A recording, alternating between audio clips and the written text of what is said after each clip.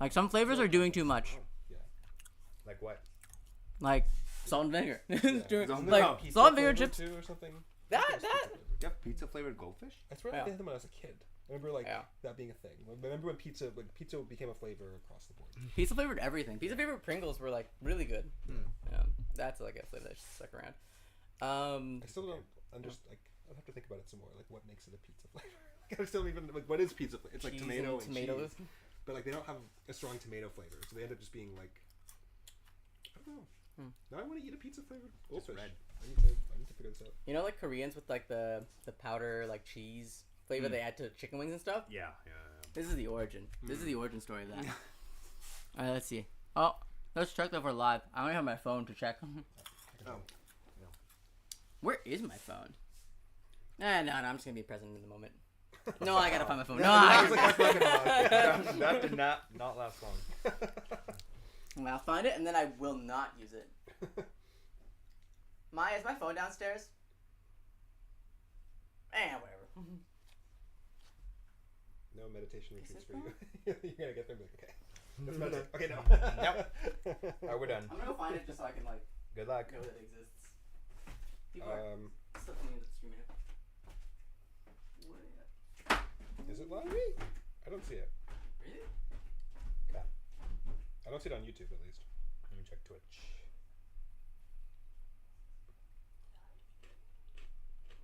We're live. On Twitch, but not on YouTube. I guess not. Let me see if it was on Twitch. Okay. Well, we're on one platform. That's good news. Cool.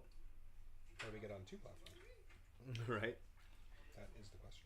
Hmm. I don't see it on YouTube at least. Okay. Let's see. Are we not live? We're live on Twitch. So hi Twitch people. We're just troubleshooting. If you're listening, if you're out there. About like YouTube not working? Yeah. We have 0 viewers. We can show. Okay. You So can try I hard might mode. watch the VOD, you know? Like I don't want to leave out the VOD, the Twitch VOD watcher. I'm just being personable. Alright, let's find out what's going on YouTube. Where's this Twitch and this is what? Multi-stream? Just send messages. Okay, sure, whatever. You can have all the permissions you want, sir. That's a lot. It is a lot, yep. Just clicking your rights Better away, not- man. better not bite us later. Oh no, we're live. Oh. No, on you. YouTube. We Oh, are. that, okay. It's YouTube. Why wasn't it showing up for me? No.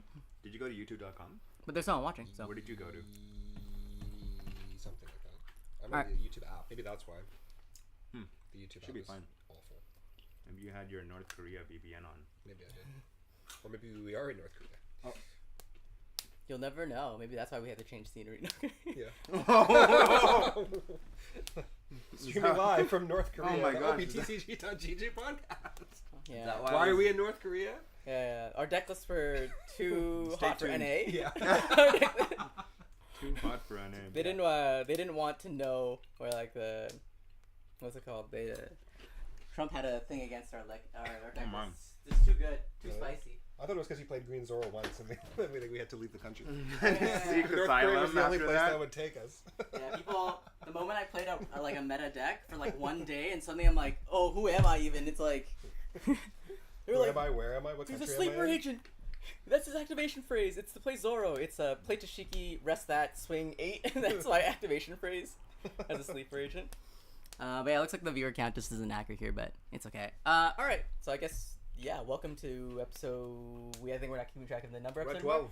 Episode 12 of the .gg podcast. We're switching up today, so we're trying some different stuff Nice out. work. Yeah, good catch. Yeah. Even if it wasn't 12, I believe it. It can stay. You can keep eating your gold. Okay. You earn those gold. With confidence, it's episode 12. And if you confidently say another number, you can make that the episode number. You're probably right. But yeah, we're at episode 12 today. We are going to go through some stuff with Banlist, because obviously the Banlist news has been like huge for everyone, I think. So I think people are excited to talk about and hear your guys' thoughts on it. Yep. And then we're going to talk about some intermediate tips for regionals. Last time we shot our video about like beginner tips for regionals, so this time we're going to talk about some intermediate level ones, just for like that next level higher if you want to just like start to like you know, if you want to start playing better in those like those mid to later rounds and kind of get your first top 64, even trying to break that 32 mark at that level, and then next time we'll even do advanced. Normally we go through some spoilers, but I think this week we're gonna leave that for another time. Also, a lot of them are promos, so like spoilers for spoilers, they come up much later for us than they do Japan. Yeah. And unlike buying fried chicken at 7-Eleven to get a promo, you have to play a regional here, which is like a very different level of commitment to get a promo card. It's such a different ask. But with that, yeah, well, I guess we can get started with our first talk. We'll be talking about some Banlist stuff. If you guys have thoughts about Banlist too, feel free to share them. Shout it at us in YouTube or Twitch. I have so many thoughts. You do. So many thoughts. Yeah. Okay, let's talk about the ban list. Let's talk about the Kobe. Start us off. Like, what did you think about the Banlist? Where were you when you heard about the news of the Banlist? I was asleep, and then I woke up and I had such a great time. I was starting off my morning routine, and then I was like, wait, wasn't there a ban list? And then I checked my phone, and my whole morning routine just like went down the drain. I thought you were going to say, fun. like, you first heard about it while you were sleeping, like you dreamed it. Yeah, And you were like, it came probably. to me in a dream, and then it was there. And then I Yeah. forgot about it. Yeah. Yeah, and usually start off my day with hot yoga. I went there, and usually it's like very meditative and so zen. The Yeah. whole time I was thinking about the ban list. I was like, this is not it. This is not it. I think they did a fantastic job with it. The whole approach of having combined restrictions Yes. with like leader and characters, that solves so many issues. Yes. It's a great precedent going forward as well for Yes. ban list. I don't know why they took 2 years to unban Kabaji. Yeah. That's a joke. It's obviously a problem for Nami. Yeah. Otama was obviously a problem for Nami. They figured Yeah. it out. They banned Nami, which, you know, I'm a big Nami fan, but it was the right choice. I think just like RP law, it creates the dilemma of like card creation, right? Yeah. Just like, how do we create this card without taking this leader in a completely different direction in a negative way? Yeah. And there you go. We just get rid of it, You just- and then reprint Yeah. another one. You know, Yeah. the usual. The typical. Yeah. That's like heavily nerfed. Yeah. Maybe we'll get more East Blue support in the future, but Sure. you know. Yeah. Is there a card you wish they hit that they didn't, or wish they unbanned and they didn't? And did you get bingo? No. Yeah, we all. Sorry. we all got- Let me start with the second question first. I don't think I got bingo. And I feel like Toshigi is overtuned in Zoro. I feel like that could be maybe restricted. Okay. Other than that, I'm fine with everything else. Yeah. Yeah. Pair ban for Toshigi. Toshigi cannot be played with Zoro anymore. That's wild, right? Because the effect is limited to only Zoro leader. Yeah. Okay. No, the second half, right? Yeah. So you can still still rest. 5/7 rest of 6 cost. 5/7. Base 6 too. Yeah. So like That was enough. yeah. Yeah. What? There we go. If it was 1K counter and that, you'd you'd actually just play it in Smoker, right? Yeah. You would just Oh, play it yeah. in Smoker. Yeah. Which is like what I kind of thought was like, I feel like this could have been tuned in a way where it was support for Smoker and Zoro Yeah. if it didn't just add this Like 3 force Dawn. leader. Yeah. Yep. Yeah. What do you feel about it? Oh, I love it. I'm so happy. I mean, okay, so one, Sokka unbanned. I never thought this was going to happen in a million years. I actually didn't. Because I thought, like, okay, this is the thing with Bandai, right? So they had a team and a producer who started the One Piece card game. They got it off. They did a great job. Then they switched producers with it. And so in I didn't know Japan, yeah, so in Japan, there's been a lot of, like, some people like the old style, some people like the new style. But I think there's probably, with this production shift, there's been some changes in like the philosophy of the game, because how I interpreted the early ban lists was something along the lines of they don't want to do leader specific bans because it's too complicated. They don't want like this really like if statement-y ban list. Yeah. And then when they ban a leader, they reprint it, and that's supposed to fill in the place of that leader, which suggests that that leader will never be unbanned because they've replaced that leader with a new version. And so it seems like this newer production team, or just changes in the direction of the One Piece card game, have resulted in them kind of walking that back a little bit. And now they are doing if conditional bans, which is great. And they are unbanning leaders that they printed another leader for. Yeah. So like 2 things in one ban list that I've wanted for so long came. So I was really, really happy about that. I think like the conditional bans like can say like, I don't want to say save the game because the game's not good, but like that is what the game needs. It really, really, really needs that, because every set they print so many leaders, and this card game has so many leaders. So many of them are so close to being viable, but if you hit specific cards that are really, really strong in a color, you actually just end up like taking a whole swath of leaders and just pushing them aside. Yeah. And so being able to just hit specific cards The specific leader leaves like so many more decks as viable. Even if they're just like dark horses, they're not like serious competitive decks. They're still playable, and they still have those kind of pieces that are usually really strong for said color. So I think that great, like leader specific bans, amazing. Unbanning Sokka as well, I think is really really neat. It was an interesting choice. I really like. I don't know if it was actually the best timing from a marketing standpoint, because the Sokka unban overshadowed all of the new leaders coming out here. I felt like, and it also the OP12 leaders, and it also overshadowed some OP13 as well. Like a lot of people got so excited by Sokka, but I don't think that's necessarily a bad thing. I thought it was just interesting that they chose to do it. Yeah, true. But the excitement for Sokka has been really really fun. And so like when I found out Sokka was unbanned that day, I literally sat on Sim, like I did nothing. I sat there like for 15 hours, like facing myself, facing every single deck, facing every single iteration. I was so excited. You missed it that much, eh? I didn't even know I missed it that much. There you go.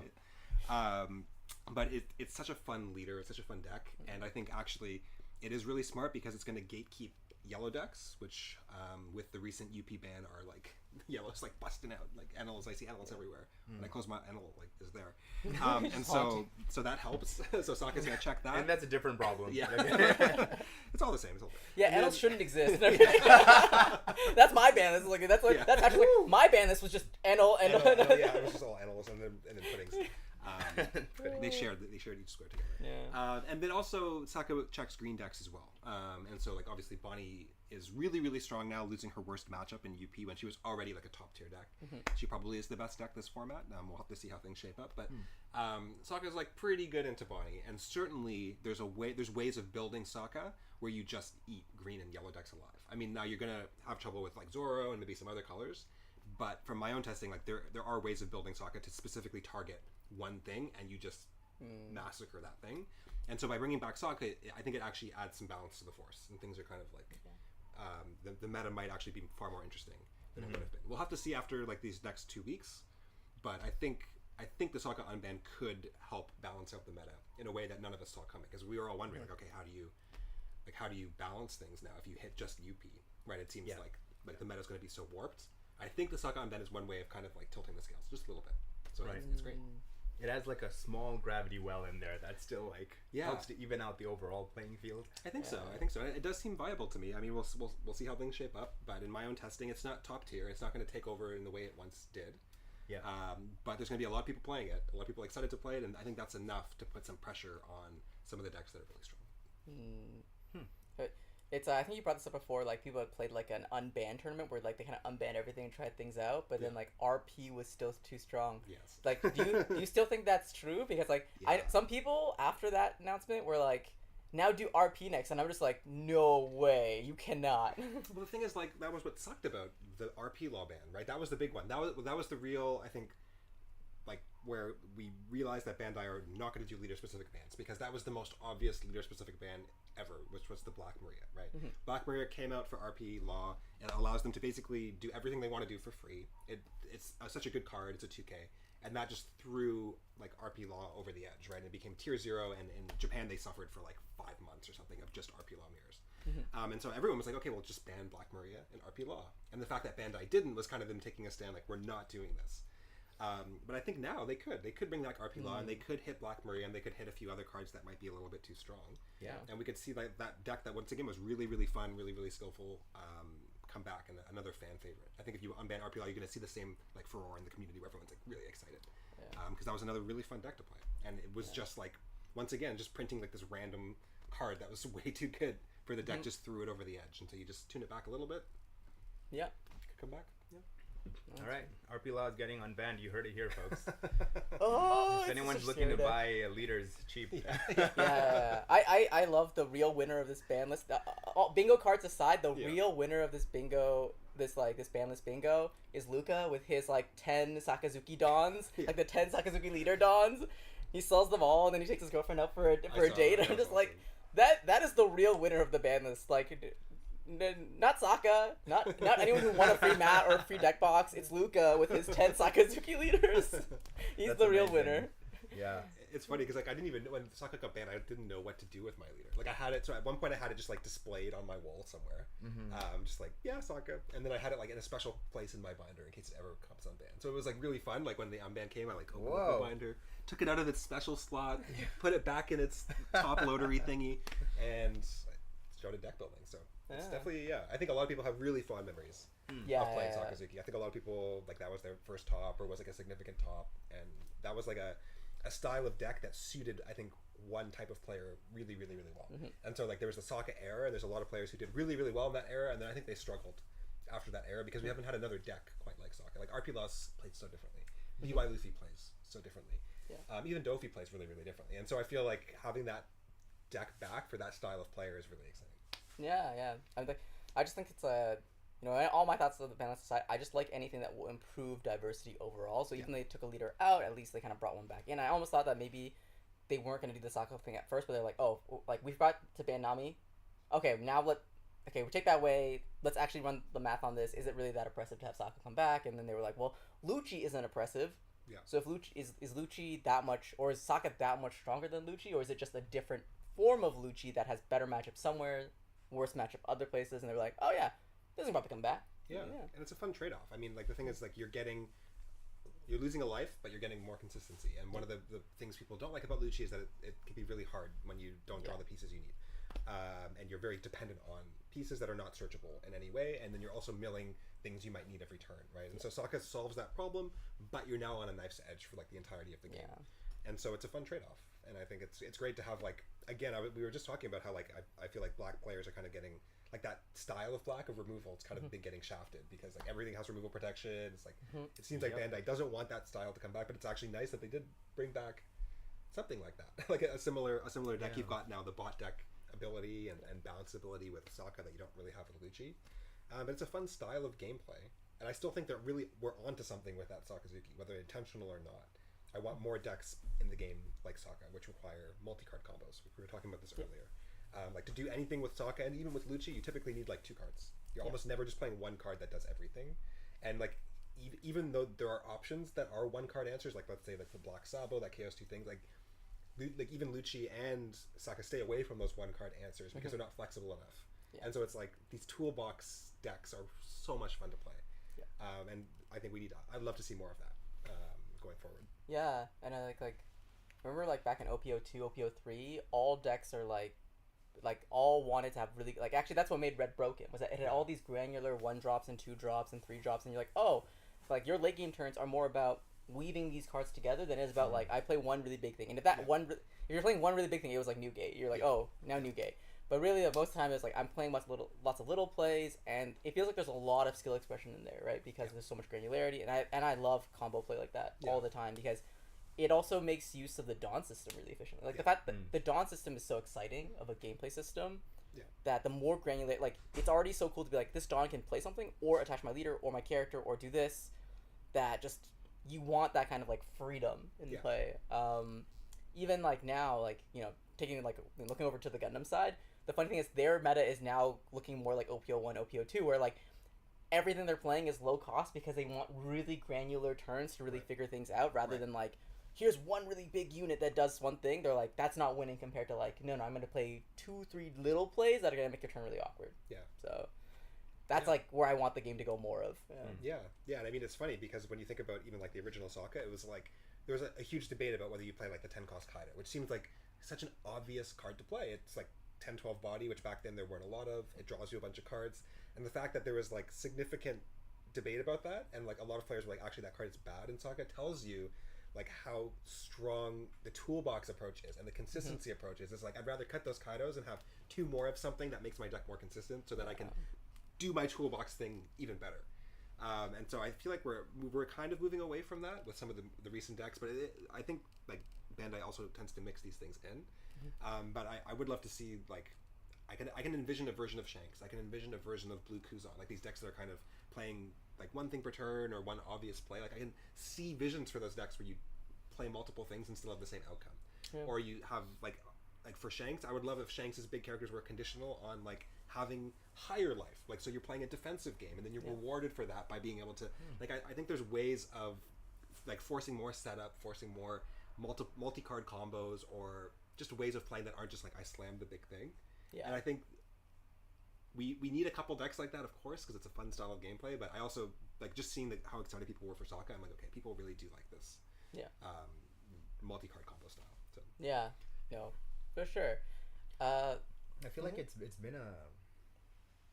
been like a talking point every time a new set comes out, where it's like, I wonder if it's okay to unban Sokka now. Yes. Yeah, it has been. It has been. Right? Because like one factor is, okay, you no longer have Moria, you no longer have Ice Age, which is huge. Yeah. And made Sokka a lot more impressive. Yeah. But he still did a lot of things with just Rebecca, Hina, Lucci. Yeah. Right? Yeah. But now we have leaders that just inherently have so much more value that if you do that, well, it's like, okay, that's fine. I'll just do my own thing and like find a way to deal with it or turn that back on you, right? So you can no longer rely on those tools. And it's like, okay, so now you have this leader that was so strong and had to be banned. And now it doesn't even hold a candle to some decks. Yeah. Yeah. So you have to be really, really intentional about how you deck build. And you also have to, I think, take into factor a huge element of surprise in the way that you deck build. Yeah. Up until, for the next 4 or 5 months, once OP13 comes out, it's hard to say how. So we're getting Sokka just for this little window. I think because once Emu hits, I think it's going to be really hard.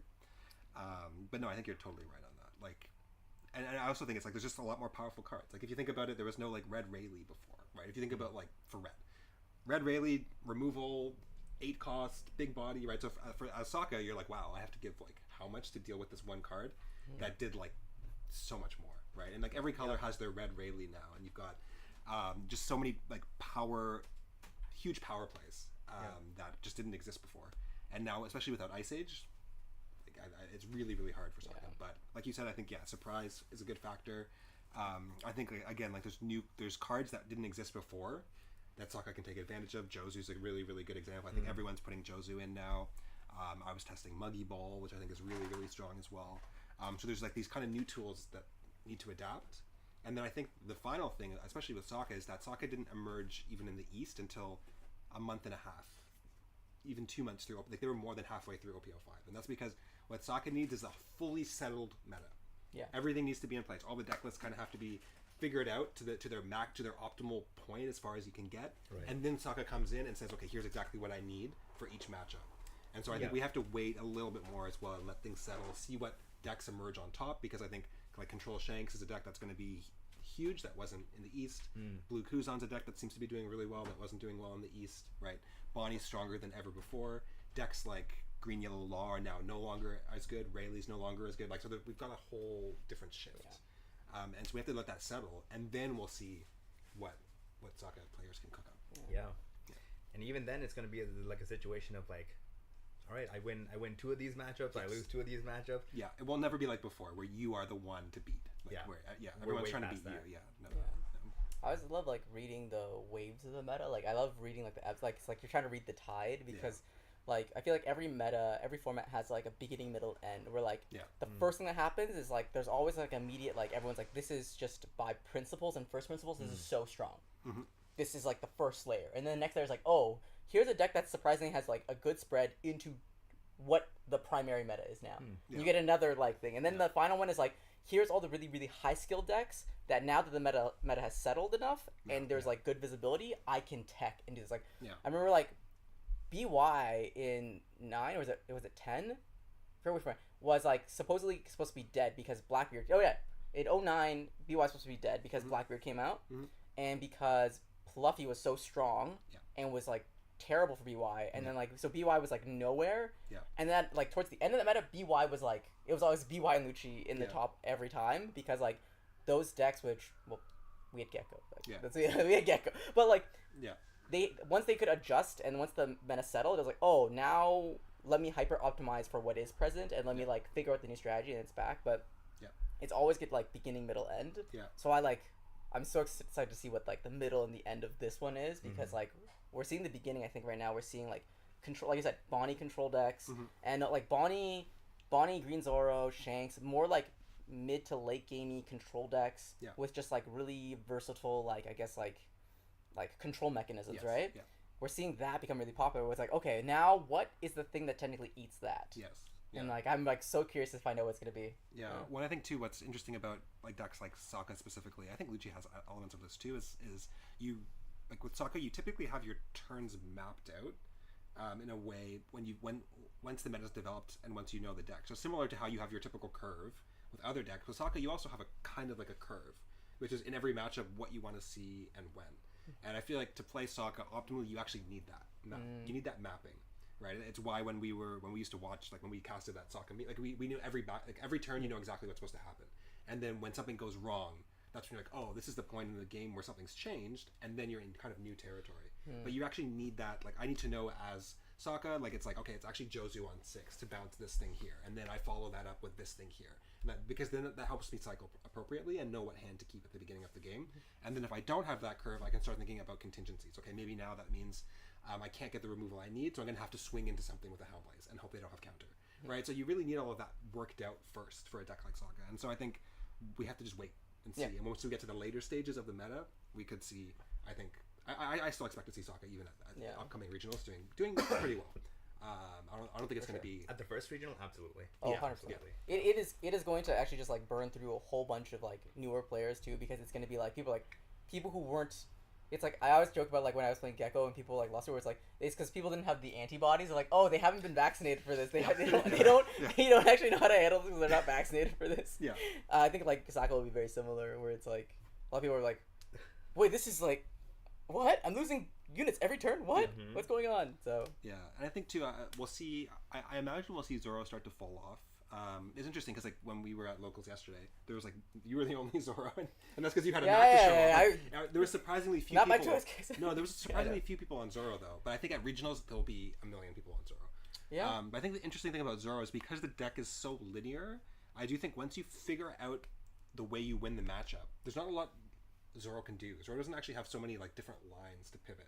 Like so we were talking about like the control Shanks. And I was testing like Shanks. It's like there's certain turns where if you counter here and you counter here, you just win, right? But you have to figure that out. But once you figure that out, all of a sudden Zoro isn't quite as scary. I mean, you still have to see the cards, and that's the pressure the deck puts on you.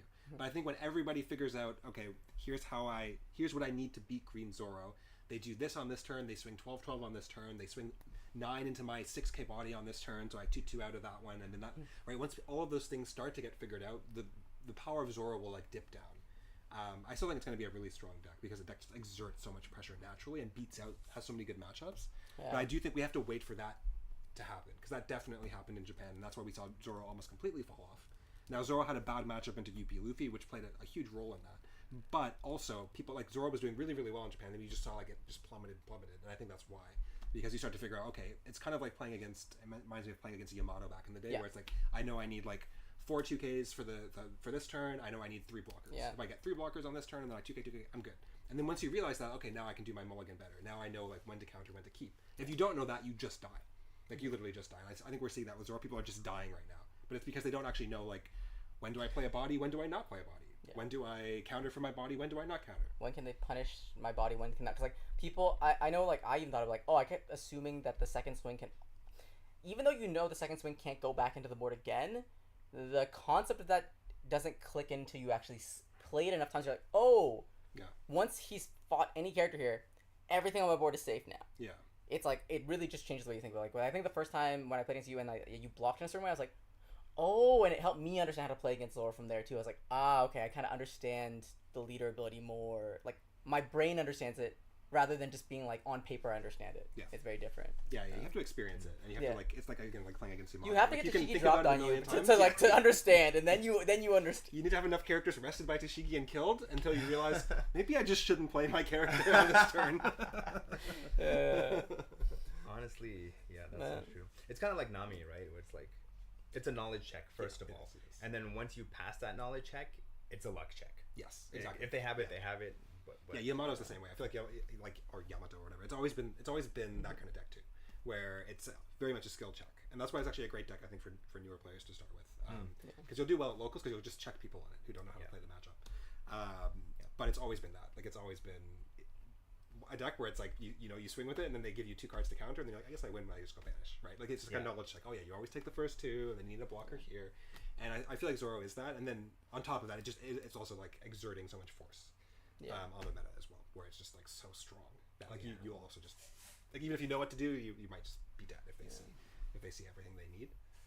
But yeah, I think it's not my favorite deck to have, but I think we're in for like a more fun meta than they had in Japan, so we should be grateful. Yeah. Like anytime we get a unique ban, like not even unique because it's the ban lists are shared, but the fact that like the ban list comes out a set earlier, we get like a whole fresh new meta. Like anytime we have a new meta, we're so happy because before Simon release comes out, this is like the best we're gonna get, and like we're happy.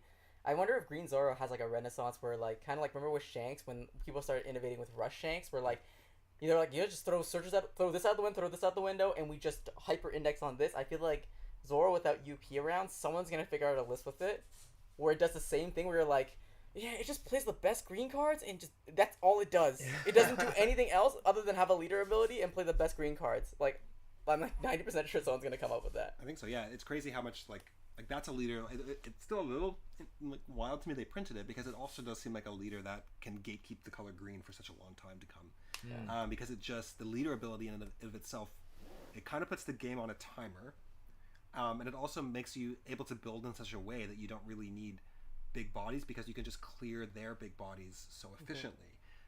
And so I do think it is a bit problematic from a design perspective. And it, like you are saying, like right now the deck, it's so obvious what to play in the deck, and it's so strong to the current meta. But there could be other versions of the deck as well that could emerge in the future, and with future green cards that I would love to see that are crazy. And the thing is, like you could play like a green event Zoro and be completely defensive and just rely on your leader ability swinging every turn and be like infinite defense. Like there's just so many different ways of building that leader. Because it doesn't really have any restrictions on it. It's not like Rayleigh where it's like, oh yeah, okay, you can't play Dragon in this deck. You can't play XYZ in this deck. It's just like, green, go. Which to be fair, green has like, go. Like, let's give green some support. Green has traditionally lacked as a color, and so now we've got Bonnie and Zoro. It's their era. A good time it's like, it's their era. Yeah, but it's like it's Sokka and Lucci's turn to be like, oh man, all these green players everywhere. Oh man, I went to locals and I faced 3 green decks as Lucci. I faced Sounds like Sokka will have a good time against green because of the bottom decking. Yeah, but I mean Zoro's hard, so that's the problem. Absolutely. Yeah. But it's not as bad as people think. It's not. I don't think it's impossible. Yeah. I don't think it's impossible. Yeah, I agree. I had the thought. It was like, yeah, Nami would be a great counter for Zoro. When you do Retzer Kaya and into it. Yeah, you are. Yeah. Man, but yeah, Nami too late for that. I don't like the Nami ban. It's weird because it's like they just did the thing we all wanted, which is conditional bans, and then they just didn't do a conditional ban for Nami. So yeah, okay, that's tough. That's tough. Like they do have to think a lot more about like, okay, this would be a great card to have in the color blue, but now we have to like type lock it to Wano or something instead of giving it to everyone. Yeah, but like Nami's gonna be gone, right? Pretty soon. So I think I would have rather I think it would have been a fairer compromise to be like, okay, you can play Nami, but you can't play like Impel Down All Stars, and you can't play Kaya or something like that to replace like there's some tuning where they can have the new just card to keep it around for 4 more months and then rotate there's some anyway, tuning you could do where it just kind of stays where it is now, and then all the Nami players don't lose their deck that they were probably hoping to play and say goodbye to.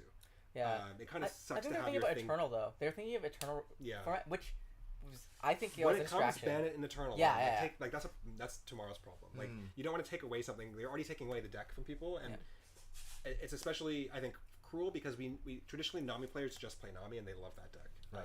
And so it's like they were already going to have that deck rotate out, and it's like so I think we should have let them play it if they wanted to until the end, as opposed to kind of abruptly taking it out due to what seems to be an error on Bandai's part, printing a card that shouldn't be in the deck. So I think that was a little bit on the cruel side. I think, that's fair. Yeah. That's fair. Especially for us, we don't have fun new cards for a long time. Yeah. And like for now,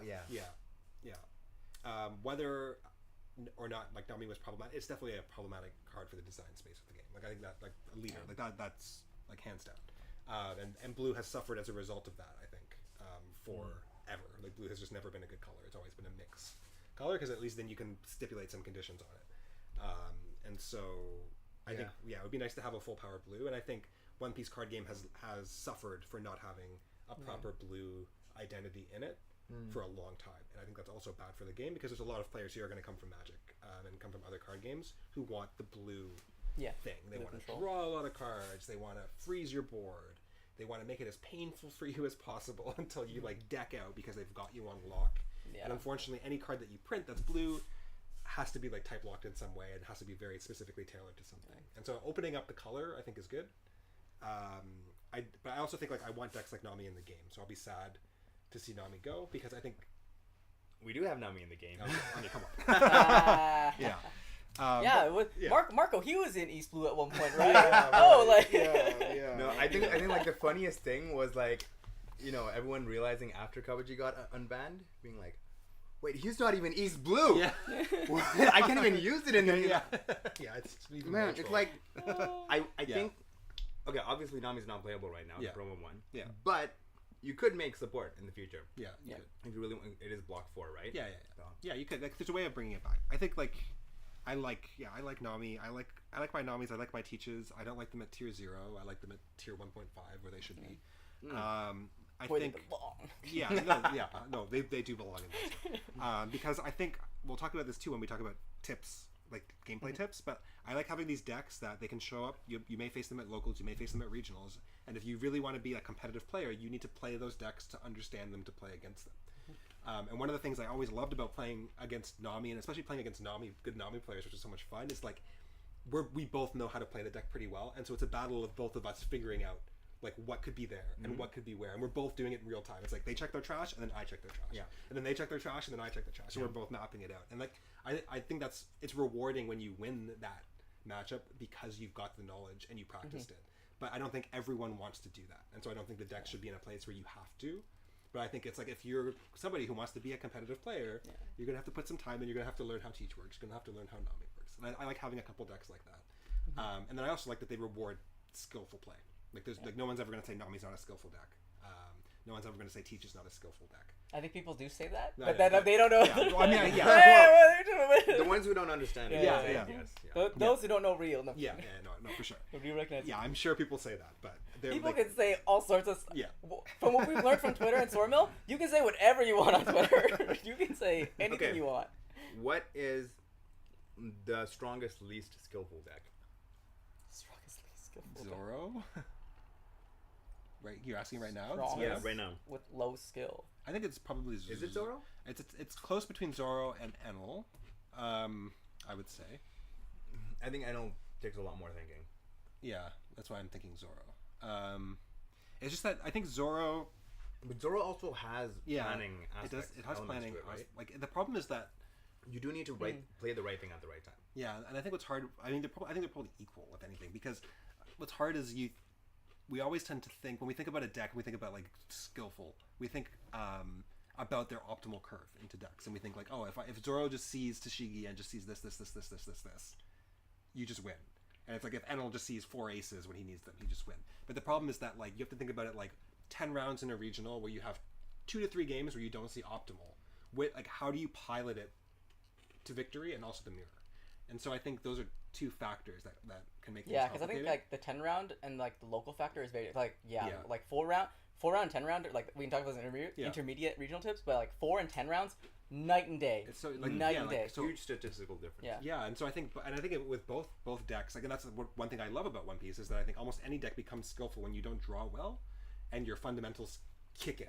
And your fundamentals you have to do combat, and you have to do weird things or take the game down weird lines. Yeah. And so it's more about like when that happens, which deck requires more thinking or which deck requires. And I think that's hard because I think, like Enel's game plan is so linear in a sense, in that whereas Zoro you do have to think a little bit more. I think about combat math. Like I when I think about Enel, I'm never really thinking too much about combat math. I'm thinking more about like very macro gameplay decision making, and what tends to get Enel players is they swing either too early or too late with their board, and they either lose their board as a consequence, or they lose the game because they didn't put enough pressure. But it's like a very macro level decision. I haven't played Green Zoro enough to really know the difference. I think kind of like to your point, like what you say, like what I would have considered like a good, like for your audience home, like what I consider kind of like the low skill, high impact or outcome leader was like rush Shanks. Because you literally just, if you just saw Searcher into 3-cost Sanji, into 5-cost Luffy, into 7-cost, what's it called, Beckman, into 8-cost Rayleigh or Dragon, into rush it, you just win. Yeah, like, that is the peak example.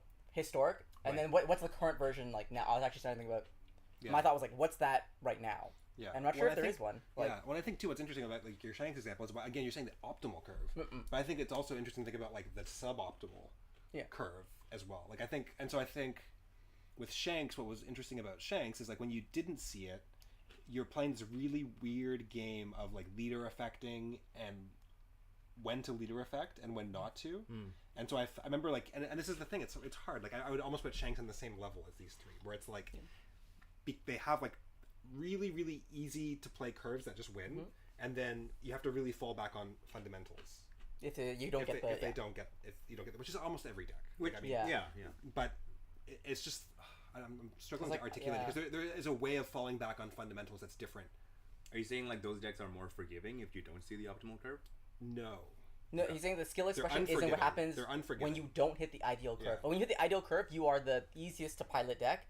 And then when you don't, that's where you're like getting into your 6th and 7th round, like a true test of like the player you are. But like, So I'm trying to compare them. I'm trying to compare each of them at their worst. Essentially, is the idea, because at their best, they're all kind of really strong. If they all see their curve, it's like really easy to play.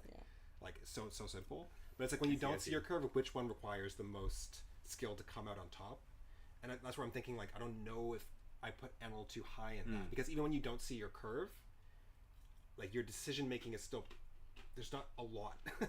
Like you're just like, I hope I see my big. Don't die and develop board. Don't die and develop board. Just always those things. Whereas I always felt like even with Shanks, so I didn't see my curve. I was always playing really weird games where I was bluffing like I had things. I was doing crazy stuff like taking life when I shouldn't, just to have more cards in hand because like I need to defend this one Lucky Roo. Yeah. Because he's the only thing I've got. You know, like so. Relatable. Yeah, but it's like I think it's all very close. But I would like, because you brought it up that way. I think Enel and Green Zoro are both probably in that same bracket of like.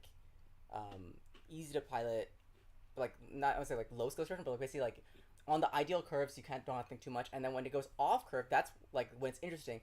I think Zoro's like aided by the fact that it has so many good matchups that even if you're off curve, a lot of your good matchups you'll still win. Versus like Enel, if you're not on your ideal curve and you're in a bad matchup, that's tough. Like you're gonna like feel really bad. And Zoro's the thing too, I guess that is also important is like the strength of the leader ability. Yes.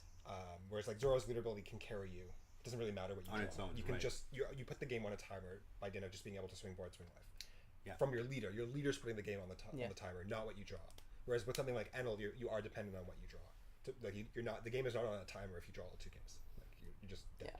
Your leader ability is not going to help you if you draw all 2. Whereas like as Zoro, if you draw all 2 Ks, you actually still have a win con, which is like you swing at their board, and you bluff your last hand, and you counter out of their 15 or something, and you win. Like there's like you know what I mean? Like it's just Okay. Yeah.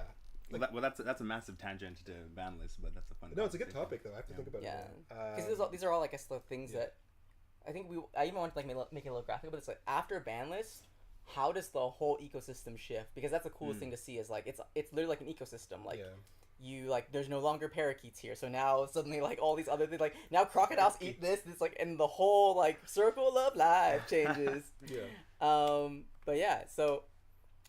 Yeah, anyway, so my thought was around just, like, how that ecosystem changes, and I think, the control, like, things like talk like Green Zoro, Enel, all these, like, control decks start to come up, and then also, like, you know, for people at home, some people, like, wonder, like, what is the one that you should try playing now? Who knows what comes out on top? I guess we'll have to find out on September 6th, 401 Toronto Regional. We'll have to find out what top dog is. Well, I think, too, like, I mean, like, I do like to hate on Enel, and I do like to hate on Green Zoro, but I do think there's a difference between like when we say like these decks are low skill, like I think they're low skill, but I think you have to be a very skillful player to do well with them at regionals, and I would never.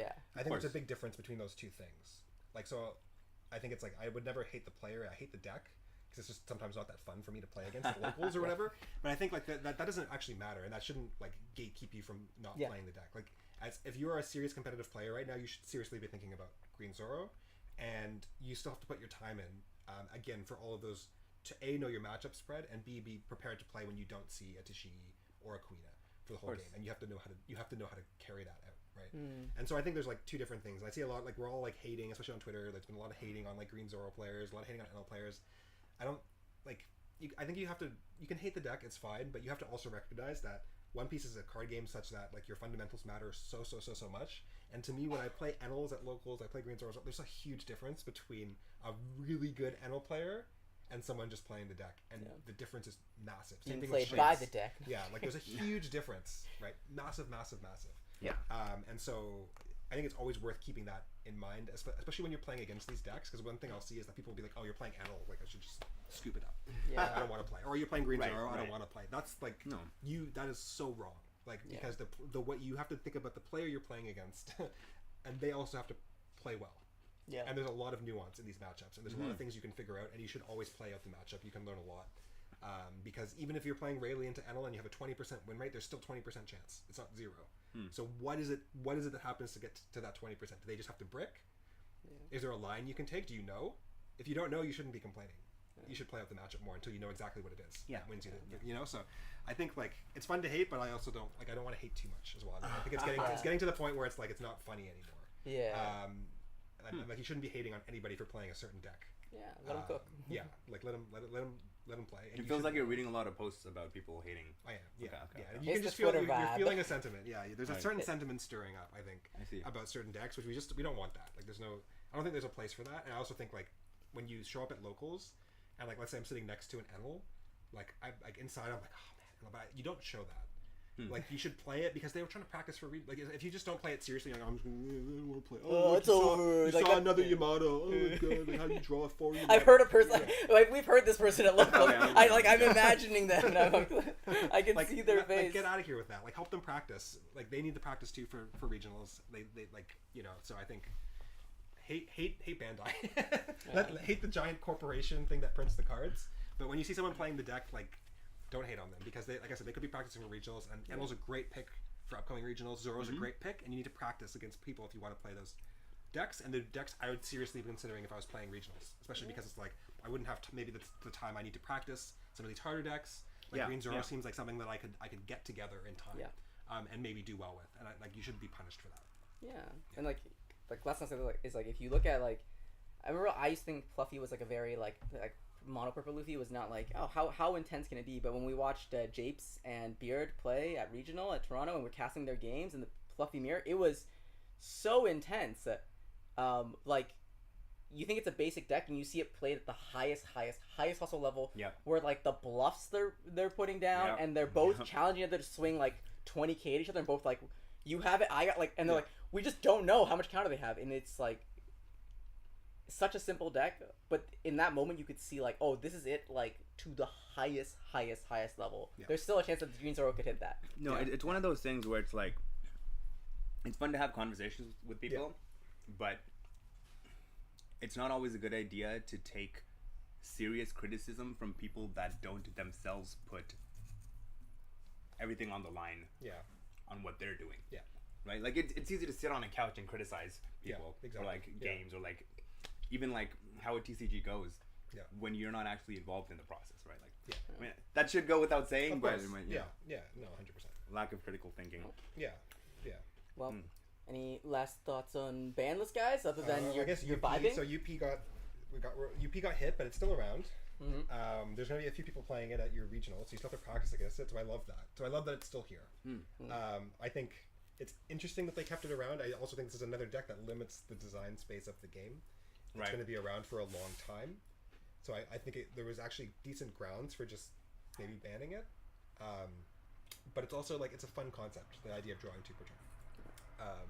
And there's a lot of skill expression with that concept. There's a lot of skill expression with like anything that lets you look in bottom deck and do all that fun stuff.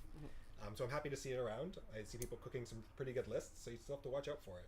And that is the ideal scenario. That's great. Like people who invested in the deck can still play it. Oh, that's why I should play. Now that it's rogue, now I can play it. Now I'm allowed to play it. It's not even rogue. Like it's still a very strong deck. It is. Yeah. Don't say that to me. No, it's rogue. It's rogue now. It's rogue now. Nothing has changed from this ban list and from when it first came out, and I read it and I was like, you can take one and then put it back on the top. Yeah.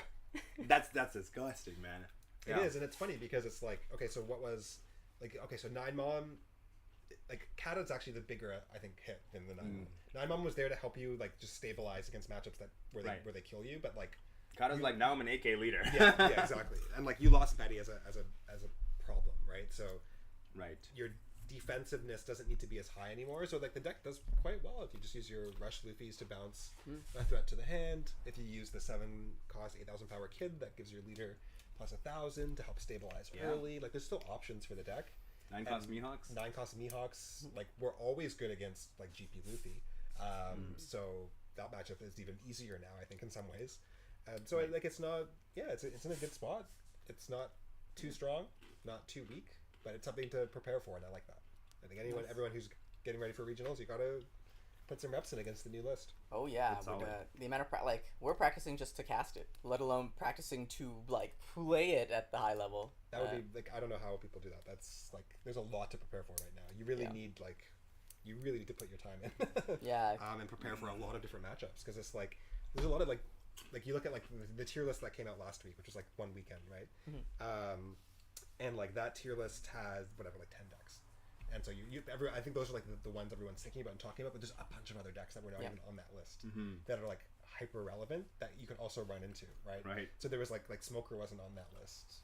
I don't think Buggy was on that list. Nope. Like even like Red Animal Zoro, which is not like that's, but it's still a thing, wasn't on that list, right? Like so it's like there's all these decks people are playing like BY Luffy. That there's some lists that are kind of scary out there that people are running. Yeah. For like so there's a lot of decks. There's Purple Luffy still lurks. There's still Purple Black Luffy's lurking around with the new Nico Robin. Yeah. Right. So there's like all these decks that are also like they're not top tier, but they're around. And then you've got a lot of top. You've got like 10 other meta matchups to prepare for. So there's a lot right now. I can't wait to see the regionals. Like what's gonna happen. Yeah. It's Show me your coolest decks. Yeah, I'm gonna be so excited. Yeah, I'm excited for the top 32 OP12 Sanjis and Koalas. It's going to be amazing. Yeah. Amazing. Sanji's around. And that's the thing, is like Sanji can totally check you if you don't know what you're doing. Oh, yeah. Like 100% though. And there's going to be like 5 Namis who like convert to Sanjis, and they're going to be there and they're going to have practiced every matchup. And that's always the scary thing about those decks. That's another thing about Nami and Teach that I wanted to add, is it's like one thing that I really don't like about playing against good Namis and good Teachers is like, if I don't know the matchup that well, I know they know it way better than me. Oh yeah. Right. So when I'm playing like a new deck and I'm like, I sit next to like my friend who's like a really good Teach player, I'm like I have no idea what I'm doing in this matchup, and he knows every single turn what he wants to do. He's practiced it 1,000 times, and that's the thing with decks like Sanji too. If there's going to be like a few Sanjis at these tournaments who've been practicing, they've been cooking with it. They know exactly what they want on every turn. They know exactly what you're going to do before you do it, and you're like, can I read? What does that event do? So. It's like entering a Pokemon battle, and your opponent starts with Intimidate. Yeah. You just start with like lowered attack. Yeah. I always call that like. You know how I talk about like we want to give like terms to certain things, so it's like easier to like know it off that. Like I've always called that like the southpaw advantage, because like in the world of boxing, people who are left-handed have an advantage, because when you actually fight someone who's left-handed, they like the position is completely different, and you realize your opponent's so much further away that you actually are so jarred by it. Right. But if you are a southpaw, everyone you face is that matchup. So you have 100% of your games practiced in that matchup. Yeah. Everyone who faces a southpaw has like 0% of their practice against southpaws. So you just get this natural buff that just comes from like having the southpaw advantage. Yeah, like you just it's like a left-handed. This is my everyday. Yeah. This is your one game of the regional, and you're just like, oh no, like. Yeah. And this is like, especially if it's our like final round, it's like round 10. You're like, this is. I don't know what this leader does. Oh no, and that could just get to you. Yeah. It's so impactful. Yeah. That's how I did it on Gecko. Yeah. Well, can I read your leader? Yeah. That's all the time you want. Read it. Go for it. To my ears. Yeah. Favorite phrase to hear is like, yeah. Yeah, so I guess the TLDR is we're big fans of the Banlist. Love it. Yeah, love it. So I think like my take now is like, why do we have rotations again? Why? Bandai? Why do we have rotations again? I guess we're gonna have to cross that bridge when we get there. Because you didn't want to do leader-specific bans. I thought that's why we have rotations. But now that we have leader-specific bans, we can just maintain a healthy ban list. Yeah. We don't need things to rotate away. We're already power creeping the game to Oblivion and beyond next set. Why? Let's just revert that too, and like there will be parties in the streets. Unbanning Sokka, rotate, like everyone would go crazy. Right. It's probably too late for that, but. Well, that's it for our talk for Endless and then Last Thoughts, but that's our talk for Banlist stuff. I think we're good. For those of you who don't know and you guys following at home right now, so this is us actually recording our videos for YouTube and whatnot, but we usually do it with the live audience just so you guys have a chance to, like, I don't know, be the live studio audience. If we see something really interesting in chat, we'll call it out and we'll have some chat with you guys. If we see some cool questions, we'll answer those too, depending on the segment. So that's actually coming up next. We'll be talking about some intermediate regional tips. But yeah, that's it for our video for just talking about the ban list and kind of how the meta is shaping up right now. But catch you guys back in a bit where we'll be talking about intermediate regional tips for those of you who were playing your first regional ever. Yeah. So yeah, don't stay away for too long, but we'll be back soon. All right, catch you guys in a bit. Next video. I'm gonna wash my hands. Yeah, these goldfish are addicting, right? Yeah. All right, catch you guys in a bit. Oh, I don't have a waiting scene. Oh well. It's okay. We're just hanging out. Hanging out. Yeah. We're hanging out. Alright, we're back. And why press for this?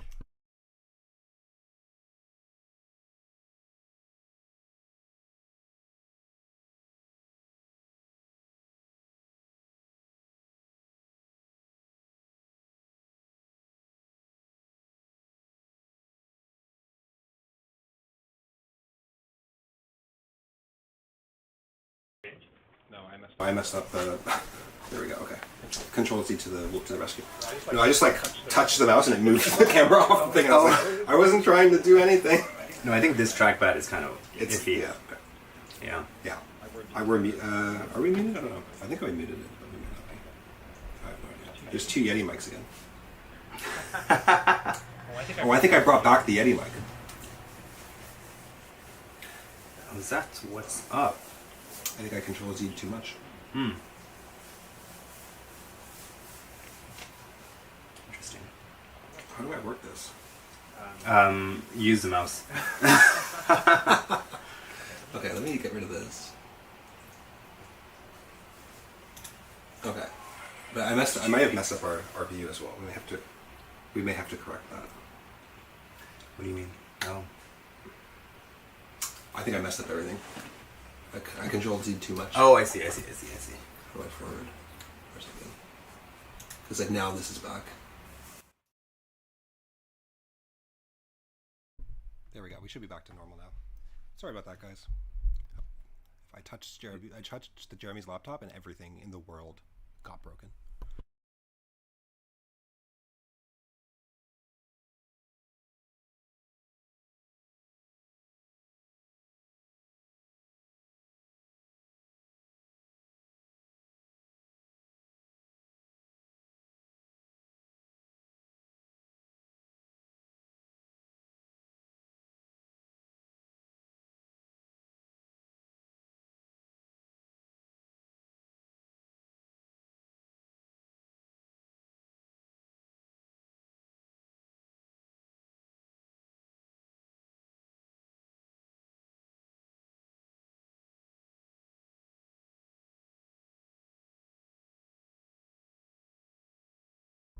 Nice. Okay, so now we can hear.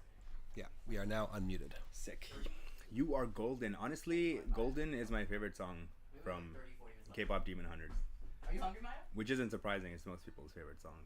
You're not, or you are? Okay. Alright. Yeah, I just realized I can just hide his comments. I was like, oh, okay. Sweet. Okay, we're back. We're back? We're back. Yeah. We're live? Yeah, we're live. We've been live. Yeah. No, did the mute not work? No, it did. We're We just unmuted it. Yeah. Alright. I like touched the trackpad and then everything broke. And then I broke everything. But we should be back. Alright. Oh yeah, my trackpad just doesn't work. Yeah, I realized that after I broke everything. This laptop has been through a lot. That's why I was like, we should get like a dedicated one for streaming, like a dedicated like laptop or portable desktop. All right. All right. I guess we're back. This is. We don't have to talk about the episode. We can just cut that in. But so as you don't know, those of you joining us at home, we are recording live. As our live studio audience, we're talking about some stuff. Earlier today, we were going through stuff like around the ban list and kind of how the meta is shaping up. This video I wanted to make was kind of follow up based on the one that we had last week, which was kind of beginner tips for your first regional. And we promised you guys we would give you intermediate tips for regional as well. So like the more Whoa. we're to the next level, talking about like round 4, round 5, when you're starting to get sleepy, a little hungry, you know, get a little grumpy in those rounds. We're talking about intermediate regional tips. But yeah, that is gonna be our video for today. It's the second one today. Yeah, Kobe and Patrick. But yeah, all right. You guys want to start us off with some of what you guys think are the most important intermediate tips for going to regional? I mean, well, I'm hoping to learn a lot because I'm already getting sleepy and grumpy right now. Where should we start off with? Locals. Yeah, I think locals is a good place to start. So like I think our beginner tips were a nice way of like thinking about things like just sleeping, eating. Basic human functions. Basic human functions. Yes. Picking a deck. As a Take beginner. care of yourself. Not switching your deck list at the last minute. Being familiar with your deck. And then just some general things about how regionals go. The flow of regionals. So I think when we're thinking now intermediate tips, I think we're thinking like we've gotten that all the way out of the way. These tips might be good for your first regional, but it's also like if you're somebody who's now trying to move towards topping. So you're trying to get like top 64, you're trying to get top 32. And I think once you like, I think there's almost like 2 brackets. There's kind of like the top 32-ish bracket, and then there's kind of like the top 64-ish. I like kind of see things that way. So once you're kind of consistently falling into one of those places, you can kind of like aim to move up. So for example, if you're consistently falling in the top 64 range, your goal is to get into that top 32 range. That means on a good day you could top 8. On a good day you could do really, really well. But you're going to typically be in that range, where you're consistently getting top 32s, and then maybe your goal is to actually like win one or go to Worlds or something like that, right? So you kind of, I feel like you kind of move up in sequence, just because like, there's a lot of variance in card games whenever you're playing. And so I think if you're trying to really get into that top 64, you're starting to maybe bridge that top 32 range, where you're consistently now topping, you're getting those prize cards, but you're not quite somebody who's like, okay, I'm gonna like win Bandai Card Fest or something like that, or you're not somebody who's like, I need to consistently top 8 because I'm flying to every event, and I need the serial card to help cover my hotel and stay and to make profit. So I think that's kind of where we are. That makes sense? Yeah. Let's set the stone. Okay. So yeah, our first tip was going to locals. Okay, so we just More go than to that. locals. Yeah. Yeah. Sign up. Let's enter. Yeah. Well, I mean, okay. So we see a lot of beginners at locals, and you know, you just have a good time. Yeah. That's awesome. If you want to step that up next, I think the biggest factor is intention. Yeah. Being intentional with what you're playing, with how you're playing it. Yeah. And trying to top at locals. Yes. Keeping that as a goal in mind, right? Yeah. I think like taking your locals matches a little bit more seriously. And this is something that I think is good to do, especially when you're in that preparation phase. Now, you can always take your locals matches seriously if you want. I know some people do that. But I think it's like, especially when you've got a big event coming up, typically the vibes already are changing because people are taking it seriously because they want to get good practice. But you can also tell your opponent, like, hey, are you playing regionals? Oh, yeah, me too. So I really want to like play seriously. If you have any feedback at the end of the game, can you let me know? Like, just kind of starting to up the stakes a little bit, and then thinking about in those latter rounds, instead of splitting, maybe just playing it out and telling your opponent why is a good thing to do. So you can say, like, normally I would split, but I want to play for something. I want to just like, I want to have some nerves. I want to play for the $20, or I want to play for the winner card, just so that there's the added pressure because I'm preparing for regionals. So I think that's another option. I would always kind of let people know why. I don't know about everyone's locals, but our locals, everyone splits, especially with their friends. So it's good to say, like, I'm preparing for regionals. I want to take it a little bit more seriously. So I think both letting your opponents know that you're prepping and asking for feedback is good, and then trying to create the scenario where you're playing for some pressure. And I think you can also attend the style of tournaments as well, where there's some pressure. So attending like a box tournament or a case tournament, really actively seeking out online tournaments that have really good prizing, because you just want to put yourself in that environment where it's a little bit scary. Where if you get to the latter round, now you're starting to sweat. Your hands are shaking, and you're like, oh man, like I'm actually playing for something. Okay. So trying to recreate the regional environment as much as you can. Yeah. That makes sense. I agree with that. I'm going to try that next time. Yeah. Yeah, because I want to be an intermediate player. You are an intermediate. Cool. Okay. What's next? You want to talk about mulligans? Yeah. Yeah. Okay. So mulligans is I think it straddles the middle to advanced line. And the idea here is, I think a lot of people don't really mulligan with enough intention. Pro players do this, and they're really, really good at this. And they think about this a lot. And a lot of them even do it intuitively. So if you ask them, they might not even tell you. But they've played like a trillion games, so they really, really know what they need. And so I think mulliganing with intention is starting to think about a couple things. It's starting to think about the mulligan in the context of the matchup that you're in and the round that you're in as well. And so as the tournament progresses, you're going to have to lower the threshold of what hands you keep, because of the fact that if you mulligan, you could just get a worse hand, right? And so you, rather than kind of looking for like an optimal curve, you might have to say, I've got like 2 pieces. Statistically, I should draw maybe 1 more of my pieces by the time I need it. So I'm going to keep this hand, even though like normally I probably wouldn't, because if I just draw all 2Ks, I just lose. And so I think it's important to like adjust your mulligan based on not only that, but also the matchup that you're in. So for example, if it's a matchup that you are not favored in, right? So for example, if you're a teach, I think we might have talked about this before, but if you're a teach and you're facing like a GP Luffy player, for example, this is not a good matchup for you. If you see a hand that's like, that you might consider keeping, you should probably mulligan. And you should probably try and high roll it, because that's going to be your only chance of winning the matchup against a really, really good player. Like in the latter rounds, you're facing someone who knows, like they know exactly what they need to do against Teach. And even if they have a suboptimal hand, they can probably still beat you with it. So like there's a few considerations, a few adjustments I think you want to make when you're mulliganing in these tournaments. And then finally, I think my last point on this is just the difference between being like XO and X1. So I think if you're XO and you're getting into the latter rounds, especially if there's a top cut, you can stretch the mulligan a lot more, because you know you've got the leeway of going like X1, you're probably still going to make top cut. X2, you're probably still going to make top cut. Right. And so then you can really you have that flexibility. Now when you're X1 and maybe you lost early, right? And so if you go X2, you might not make it. Now you really have to think. Like now you're really on a knife's edge. Right. So sorry, just to clarify, Yeah. if you're XO, for example, you have more flexibility. Yeah. Because your goal is simply to get like top 32 or whatever. Yeah, and especially if there's 2 days. Yeah, there's 2 days especially. Or if you're like just trying to get top 8 as well. Like if it's a 1-day tournament, but it's like whatever, there's going to be 9 rounds and you're going into like round 7 and you're XO, like you've got a little bit more flexibility certainly than someone who's X1 with what you keep and what you take. Gotcha. And so I think there's probably ways of even like quantifying this further, but you'd have to think about like what deck you're playing and what matchup specifically. But I think at the high level, that's one way of thinking about it. And then I think if you're thinking about now mulliganing for top cut, that's advanced. Yeah. Okay. So I'll have to subscribe to learn more about this. No, I think we should bring on someone who's done like a lot of top cuts, because they would probably have good insight. I like that. Yeah. Let's bring in chat. Yeah. Chad is the top 8. Chad is a champion. But yeah, the mulligan one's like really interesting, because like I'm thinking about like an exercise I used to do, which is like I always try to score my hand on the mulligan, which is like I think about like all the hands that my deck can give me. There's like these 5 cards, and I score it on a 10 scale, right? 10 being like this is the best hand my deck can possibly give me ever, and then like basically anything that's like 50% or higher, I usually keep in a competitive environment, depending on the matchup, because I'm just like, okay, if I have a greater likelihood of mulling into a worse hand than this, I should probably hedge my bets. But like you said, some bad matchups you have to high roll. Some matchups you're like, actually, even those matchups at like the 50% line, I actually just think that there are like some like many hands that will just win the game. I can just see this. Like if it's your favorite one too, right? Yeah. There's like so many games I've lost in like because of the mulligan, or looking back realizing the mulligan was actually what I did wrong, not the gameplay. Yeah. That I'm like, oh, scoring your hand when you first see it, and being able to have that kind of like instinct on like, is this like a 5 out of 10? Is this a 6 out of 10?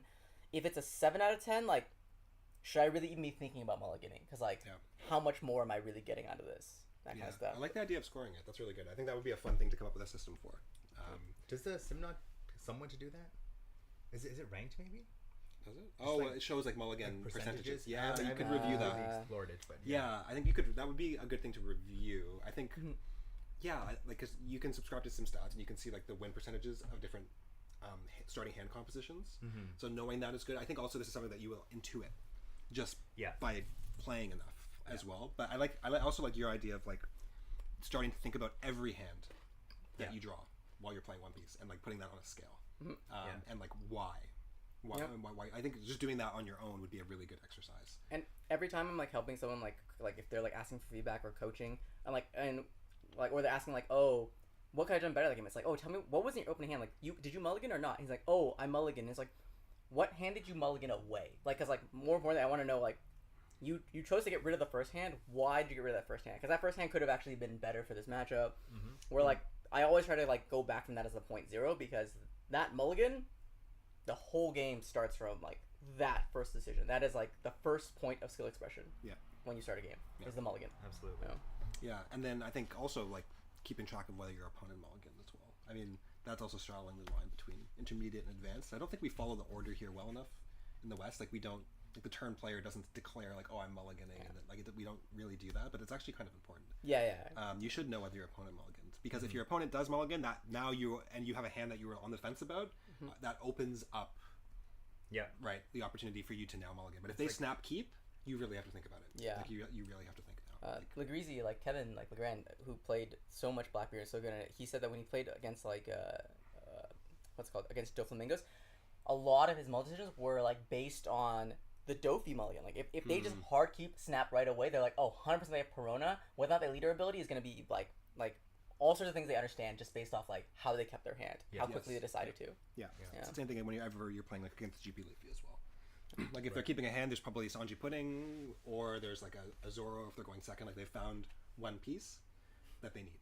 They found the one piece. Yeah. Title drop. Right. So you should always have that in mind, and then you can kind of start to map out their hand as well, and kind of know what they have, which is really, really important, especially when you're implementing starving strategies, which a lot of decks do nowadays. So it's like, did they like GP Luffy? Oh, they mulliganed. Oh, they didn't see any searchers. I can starve. Versus they snapped, they kept, and then they played double Nami. I cannot starve, right? So I think this is really important information to start thinking about both your own mulligan and your opponent's mulligan, because they do interact. Is it the player that goes first has to choose their mulligan? I think Yes. so. Yeah. Okay. But like nobody does that. Keep that in mind, Yeah. because that is a conditional probability, right? That knowledge completely changes the probability of whether you should keep or not as well. Yeah. Exactly. That's true. Cool. I think a good segue going back into the sim stuff, solo versus self is a huge way to practice at an intermediate level. Don't play with other. Don't make friends. Just play with yourself. Yeah. That's it. Flip that. Yeah, and there's so many reasons to that, right? Like one is the sim now has the option to rewind, Which is crazy.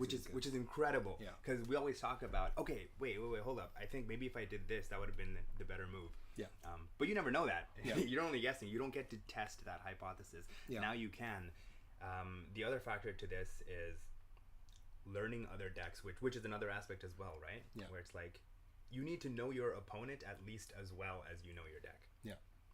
Because if you don't, then you're only playing half the game. Exactly. At that No, I point. agree. Yeah, 100%.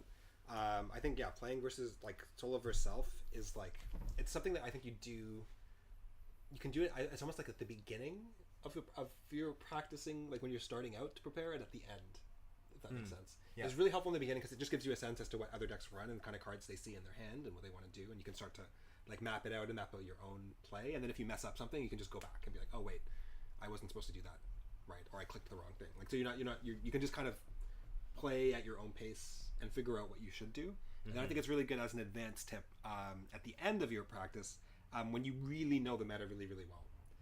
And you can kind of like optimally try and pilot both sides of the matchup. So I think it's a good tool. I don't think people use it enough. And I think it's what's crazy about it for me, at least for my own practice, is like when you have the ability to rewind like 2 turns or 1 turn, I realized how many lines I was missing. Like I was actually shocked. I was like, oh man. And there was a couple times, there's a couple of games where it was like I didn't see the line for a while. Like I really had to stare at it. I went back. I was like, okay, because I was like, my gut's telling me there's a way out of this situation, but like I'm not seeing it. And I was just sitting there and I'm like, okay, we're like thinking, and then I'm like, oh wait, there actually is. It's like if I swing 6 here, and then like and you can get lost in rabbit holes. You don't want to go too far because you have perfect knowledge of both sides. But there is definitely a way of kind of seeing lines that you missed and realizing like the space of what's kind of possible on a given turn. You can just explore that in a very different way by being able to go back, and try that. Or what if I did this and then they do that? What if I do this and then they do that? And it's really helpful in like kind of like they're like call and response matchups where it's like you do something, your opponent has to answer it. You do something, and so you can say, okay, what happens if I do this? Okay, they do that. What if I do this? They do that. What if I do this and this? Oh, okay, that's awkward. Like you can kind of map it out. So I think it's a really good tool. Right. I do think it straddles the line between being advanced. I think this is really like a level of optimization that you should be hitting if you're trying to get like top 8.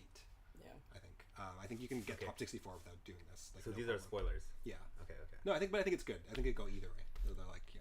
And it doesn't cost anything to just play solo No, it's versus so self on easy. set. You It's literally like- just like load the two decks, like the deck that you don't like facing in your deck, and you just go Yeah. and just like figure out what's going on. Yeah. Mm-hmm. Yeah, and the thing is, like, it can save you a lot of time to figure yeah. things out. Like, it's so fast. Like, you can just go back and forth. Yeah. Whereas, like, to practice that matchup, you have to find someone, and then they have to be a good practice partner, and then they also have to know the matchup. So it's like a pressure-free way of practicing. And just Yeah. feeling out mechanics and how they trade. Like when I was practicing Gecko, I remember I was like trying against Shanks, and I knew the matchup really well when I was playing against Shanks, and then the more I learned Shanks, and then eventually I started playing solo versus self. And it was funny because at first I was like, oh, this is fine, this is a really good matchup. And then the more I learned the matchup, I was like, oh no, if the Shanks player was like really knowledgeable about this deck, Gecko should never win. Mm-hmm.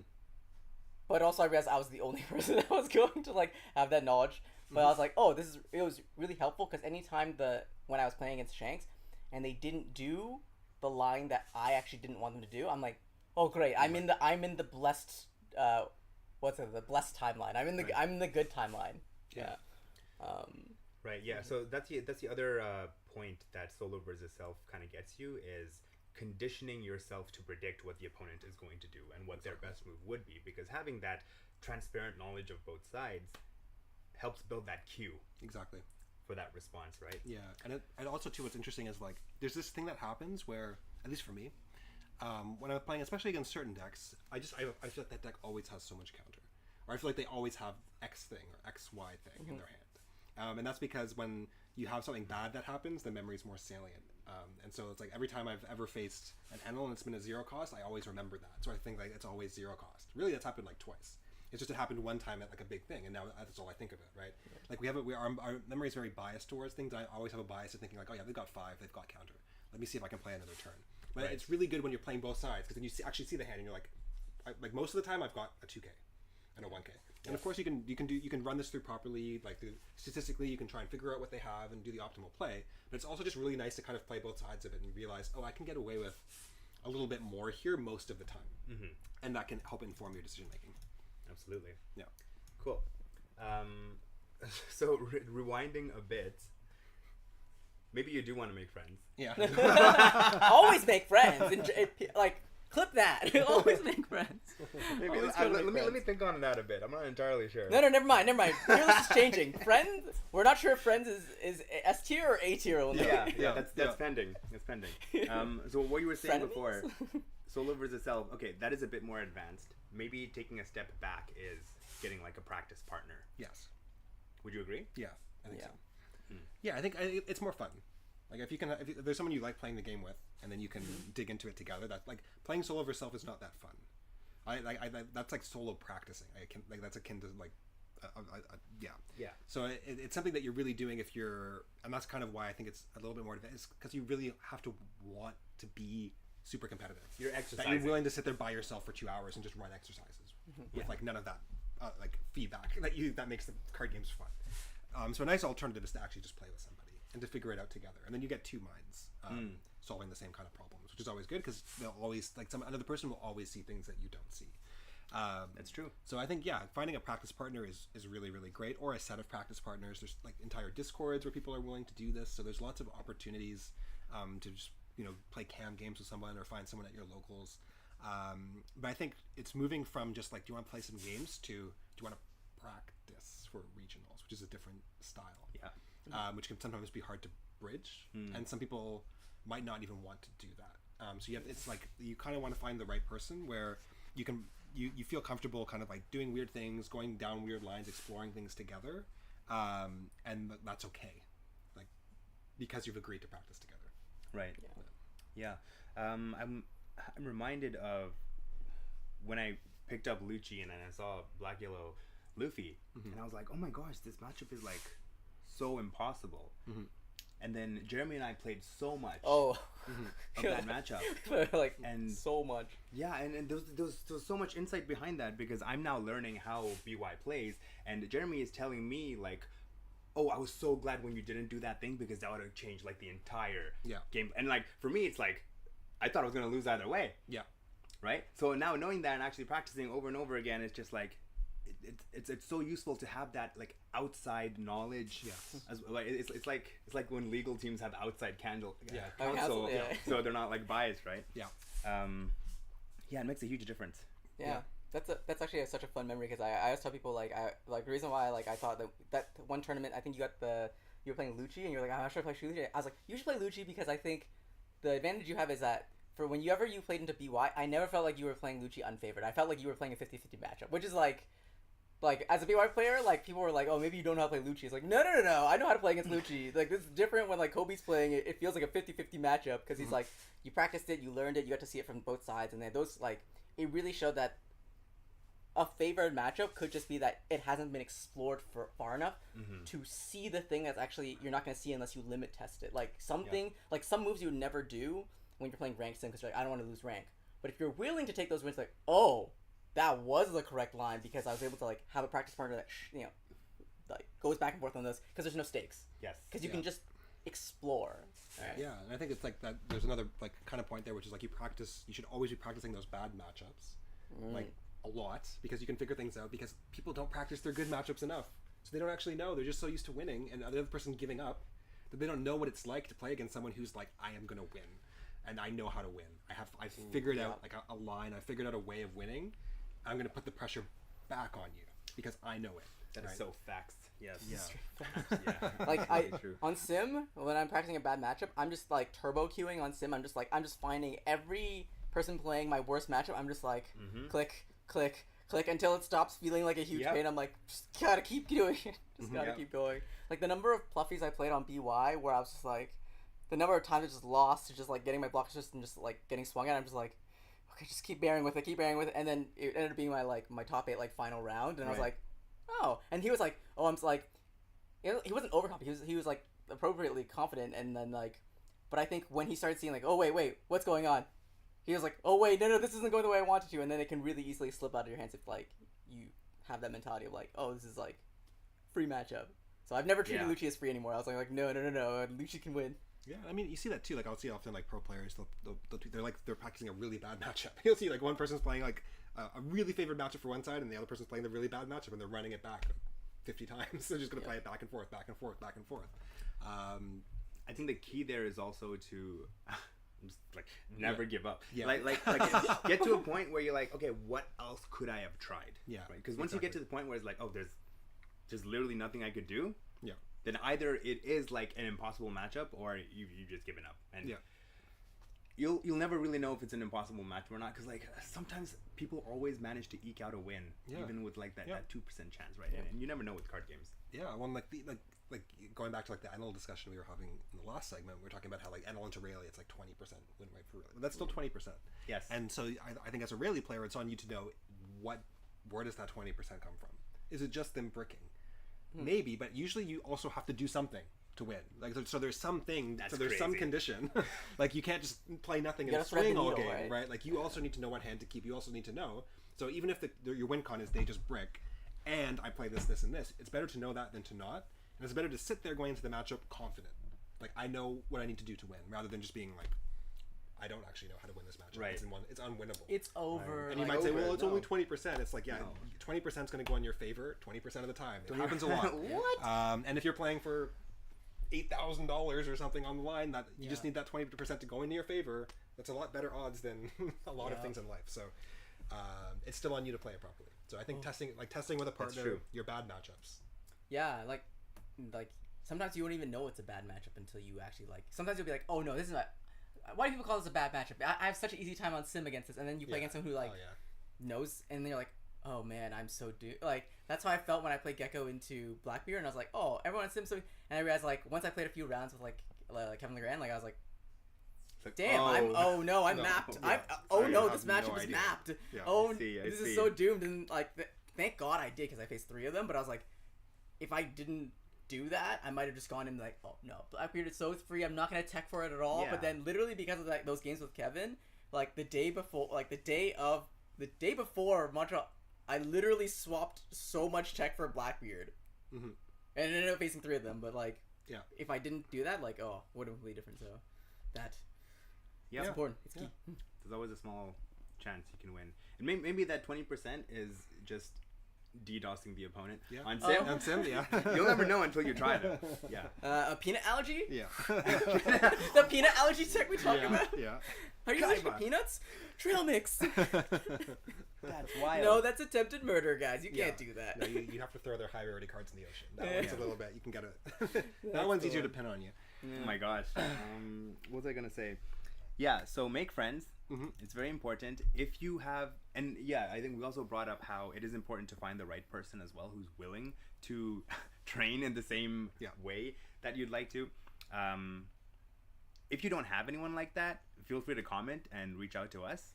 We'll do our best to just like play sim games with you. Yeah, we have the Discord. People are always playing and always down to play. So Yeah. and there's lots out there. You can find someone for sure. Yeah, Don't throw it in your Hinge bio, what leader you play, and Throw it who in you're your looking to Hinge practice bio. against. And then we'll swipe right on each other. and then like, oh, this person's playing like Green Zoro and looking to practice against, and then it's like, oh, suddenly Yeah, that's a whole other ecosystem. a whole other we got to get like other people like Carolyn and people like from Twitter who like to make the definitive like OPTCG dating based on leader tier list. Yeah, that's a good tier list. That is a good I would one. watch. I would. Yeah, we'll get like the Watch that video. Cuties OPTCG to do it. Like Cuties OPTCG group. You should join the video. Yeah. Yeah. We'll sponsor their podcast episode for the day. Be like, yeah, you guys do the Cuties episode. That sounds epic. Yeah. So yeah, test with your partners. That goes much further than just following guides. Yeah. I'll just add that extra point there. Yeah. What's next? Learning other decks. Oh yeah. Okay, so huge. there's an intermediate component to this and an advanced component. Wait, you're telling me I have to learn more than one deck? Yes. I think so. For the intermediate portion is to really have a sense as to what every deck is doing, and then there's certain decks that do their own thing, and you should probably just play a few games of those decks on Sim, or build it and go to locals for a couple weeks to know what the decks do. Because there's decks that just seem like an impossible mountain to climb when you haven't played the deck yourself and you don't know what their weak points are and you don't know what feels awkward. So Nami, Blackbeard, BY Luffy are like three decks that are completely like that. Where if you play as BY Luffy, all of a sudden you realize, wow, thank goodness they didn't swing there. They would have just won. Like, and that happens like over and over and over and over and over again, right? And it's the same thing with Nami. You're like, oh, thank goodness they like didn't do the math properly, or they don't actually know what my cards do. They don't know how much I can counter for, so they swung like 8, and then I just went like love, thank you, right? Like, so things like that. So I think practicing it, specifically those really tricky like technical matchups, and then just having a good sense as to what the other decks do. And I realize this is hard because it's a time commitment to like learn all of these decks, and learning a deck takes time. Yeah. So I think it's you don't have to be masterful. I think that's getting more to the advanced tips.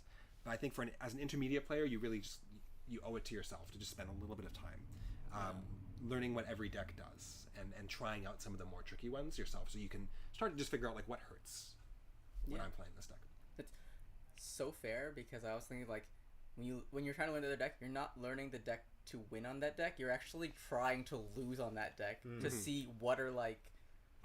Wow, you can just lose on this deck this way. Like, so actually, like, almost like the worse you play the deck, you're like, oh, all these random things are so awkward, and you just like learn those awkwardnesses. Where like, why does this happen sometimes? This seems like a horrible deck. Yeah, I mean, there's definitely like for like the BY example, because I played so much BY Luffy, I just loved facing BY Luffy. Oh, because they were just never expected. I'm like just swinging on random turns, and they're like, wait, what?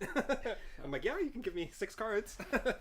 Oh, BY, like a BY player facing someone who's on BY, like on a different deck is just like so painful. Like on Monday when I faced at locals, I faced Jack on BY, and that was his final round. He was playing BY. He like on XO into when I was playing Green Zoro, and just like many turns I was like, yeah, here I'm not gonna swing because of this and this and this, and then he was just like.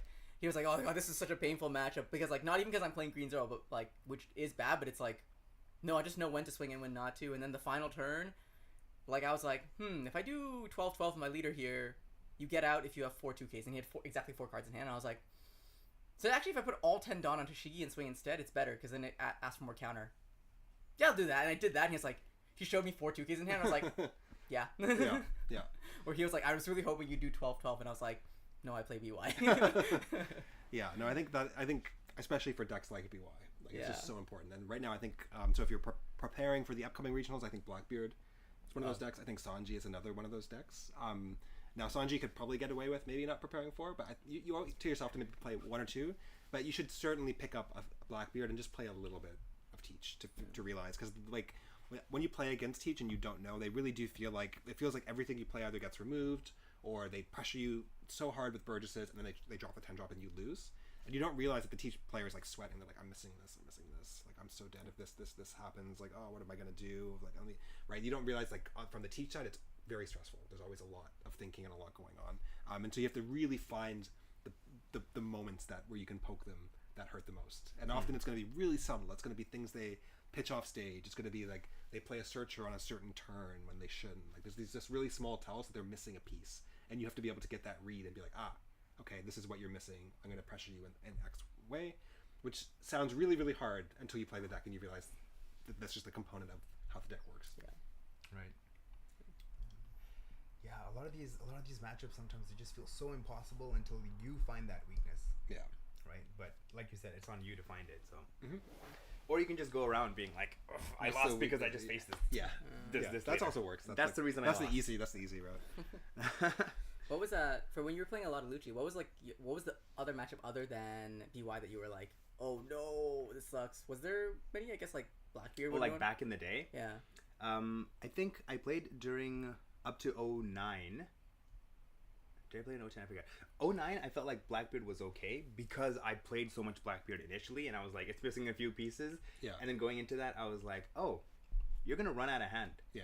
And once you do, I can do everything I want. Yeah. Right. All I need is to force you not to use leader ability once. Yeah. And then I play Moria. It's over. Oh yeah, Right? that was the era. Yeah. That's Yeah. That's the biggest weakness. And then after Moria got banned, it's like, oh, Teach feels impossible now. Yeah. because Kuzan just gets you that card draw. I will Yeah. never get you down. Yeah. Right. They can now go forever basically. Yeah. But then it still comes down to wait, hold on. You don't actually have efficient removal. Yeah. You need to bring out like augurs, and if you do that, you don't play Burgess, which is what I'm really scared of. Yeah. And if you really want to remove with Burgess, you need to spend 4 Dawn to remove like a 4 cost or maybe cost reduced before that, right? Yeah. So I'm like, I can play like 2 Brooks. You deal with one of them by spending more Dawn than I did playing out the Brook. Yeah. Right? And it's like, okay, every deck does have a weakness. Yeah. Nothing really feels impossible. Yeah. I played against an NL the other day with Lucci recently, and I was like, oh my gosh, this is going to be so hard because they're just going to starve me and they just put all my Brooks. I'm going to lose everything. And I was like, oh wait, you know what? Maybe I just don't play anything for a while, and whenever I do, it's a card that replaces itself. Yeah. So I play Kuzan and it replaces itself. Nothing has changed for me. Now my opponent has to deal with my board. Exactly. Yeah. And you take the initiative to put it on them, right? Yeah. Kuzan, goated So, card. Yeah. Goated card. Yeah. Goated. Yes. Yes. There is always a path forward. There is. It is up to you to find it. And it's usually Kuzan. If you're playing a black deck, It's Kuzan. If you're playing play Kuzan, let them deal with it. Kuzan. It's like a 90% chance that's true, yes. Yeah. Yeah. But yeah, learning other decks. Yeah, that's that. So, check. I feel like all of these things have led to building muscle memory. Yeah. Yeah. So okay. So building muscle memory. It's not actually muscle memory. But I like the term muscle memory because I'm a pianist, and when you play the piano, you have 2 hands, and believe it or not, you actually can't really think about 2 hands at the same time. So one, it's all muscle memory, and it kind of goes on autopilot, and you kind of think about the other one, or you move back and forth. But it's really hard to think about 2 things at once. So one of the things you do on the piano and on many instruments or many things in life is you build up muscle memory, so that it's like, we call it muscle memory. The memory's not in your muscle, it's in your brain, but it doesn't matter. You build up muscle memory so that certain things can be autopilot. And I think in card games, what I think of as muscle memory, again, it's not muscle memory, it's like semantic, it's like knowledge of how the game works. But the idea is that you've played enough reps and certain matchups that you kind of don't have to think about it anymore. And there's certain turns where you know exactly what you're doing, what you want to do, and you just do the thing. And so I think that comes from playing games, a lot of games. And so one thing that you should always keep in your mind, or that's just a general principle, is the best players, not only are they just like smarter than you and better than you, they've also played the game more than you. And it's really, really hard to tease out how much smarter they are than you compared to how much more they've played than you. And you shouldn't even try until you've played as much as they have. And so it's something to really, really keep in mind. The best people at anything have always played a lot more. And when you think about pros in One Piece, there's a reason, like when you watch pros play, they can play with another like super like lightning speed, and they're like, okay, you got it. Like it's like turn 3, and they're like, yeah, you got it. Yeah. And you go again, right? Because everything's mapped out. They know what they're doing. It's like we were saying, play Kuzan. It's like you don't have to think about it. It's like on 4 I play Kuzan. Okay, on 6 I play like Rebecca. I bring back Brooke. I KO with Kuzan. Okay, so like everything's really fast. Everything's really fluid. And so I think rather than thinking, don't take away from that to play fast. That's not the takeaway. The takeaway from that is that you just want to have this kind of reflexive thing where you know how the matchup is supposed to go because you've played it enough. And I think there's a couple ways of doing that. The best way is just to play the matchup a lot with somebody who is also pretty good at it. I think you can cheat. You can use guides. We talked about there's a lot of guides out there. You can cheat. You can use a guide, but you don't really get the muscle memory with the guide. Now you really have to memorize all of these things, which you're going to forget when you're playing, when you're really anxious on the big day anyway. And so the best way to get all this information is really to figure it out yourself, is to just play lots and lots of So I have to do the work. You have to do the work. Yeah, that's crazy. Because it's like it's like that intuition building. I shouldn't swing here, and the guy's not telling me to do that. It's like something about how I've played this match before tells me I actually shouldn't swing at life here. Why does that feel right? Okay, I'm gonna try that, and it's like, oh, that was right. Yeah. And like you won't know that unless like you just have enough practice. Like it's like the guy can tell you don't swing if like X, Y, Z and like Mercury's in retrograde and all this other stuff. But like you have to now remember every case for why you should make the decision this way, rather than like something's telling me I don't want to give them a card right now. Yeah. So whatever it takes to not give them the card, even if it means not swinging, I have to do.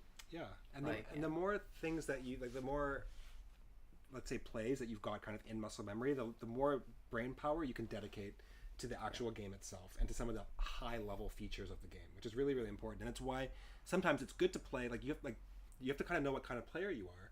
And for some players, that's why it's really good to play something like Green Zoro or something like Jinx, because you can really get to a level of muscle memory with those decks where now you can really focus like high level. You can focus on, let's say, like keeping track of what's in your opponent's hand or hand reads.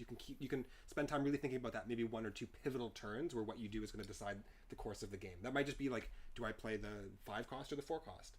But you can start thinking about that. You can start planning for that. You're not lost in the weeds. Whereas if you're playing something like Sakazuki, or you're like, okay, I need to like draw. I need like this for this turn. I need this for this turn. I need that for that turn. But regardless, the more you have in muscle memory, the less thinking you have to do on the day. The more you know, okay, I always counter this swing. I always do this here. I always play this here. I always do that. And now I can think about, okay, oh, my opponent didn't actually play the thing that I expected them to play. How do I push them harder? How do I do this now? Because I already know what I'm going to do next turn, but how about the turn after that? And so it's just the thing there is just reps. It's just playing a lot. The more you play, the better you get.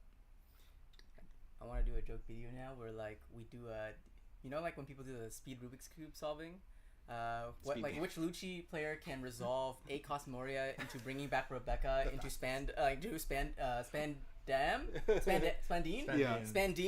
into Lucci and do all the bot and it's a standardized graveyard. Honestly, and who can resolve the cutscene the fastest possible, and we like time Lucci players against each other.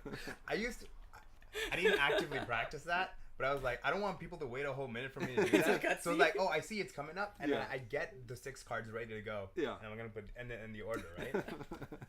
But it gets really hard because when we played the other day, it was like, okay, I need to handle 2 bodies. Like one of them is unremovable. I only have this much Dawn. I only have this much in my trash. I need to use the Tempest Kick draw. What's the chances that this other card is like the one that I draw? And it's like, you don't have the luxury to do all this parallel processing.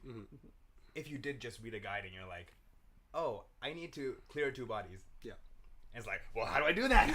Exactly. Yeah. Like, what do I have available to me, right? Yeah. It's a lot. It's a lot. Yeah, and the thing is, the more you do those reps, the more you'll be in that situation, right? Like, so that situation where you have to clear a 6 cost and something unremovable. The first time you do it, you have to really think about it. The 7th time you do it, you know, like, okay, I need this. I can't actually deal with that. This is how I do it. Yeah. Right. This is how I did it the past couple times. But I'm missing one piece, so like, okay, I have to play 2 series this time. But like I know what I need to hit, right? And so you can speed that up, and you don't have to sit there for 2 minutes while you're like exploring the multiverse. Yeah, I'm gonna point out like that is a great example where you realize, oh wait, I don't have enough to actually remove this other one, and you stop there and you move on to the next thing instead of worrying the whole game about how you could have removed the other one. Yeah, and that like completely changes the direction that the rest of your tournament goes in. Yeah, right. Yeah, because you don't have the experience. That's it. Okay, put in the reps. And this ties into that this next point, which is just So it's funny, like, so you build muscle memory, and then we have the next point, which completely contradicts that, which is play slower to avoid autopiloting. Nice. Yes. Nice. Okay. Isn't that a great contradiction? Yeah, that's the nature of humans. Yeah. Just living in paradoxes. Right. Right. So okay, so this point, this play slower. When we talk about autopiloting, Yeah. okay, what we mean now is where you do the thing automatically from muscle memory in a situation when you shouldn't. Okay, so there's two different things. So there's building up your muscle memory to know what to do, right? And then there's avoiding doing said thing when you shouldn't. Hold on. Okay, so to be an intermediate player, I need to understand nuance in the game. Okay, Yes, you do. You do. Let me write that down And too. subtext. Yes. But it's true because there's another type of player who they've played so many games where they think they know 100% how to play the matchup, and they go really fast, and it's all muscle memory. And then every single time I beat them, because every single time they miss the thing, because they're just autopiloting.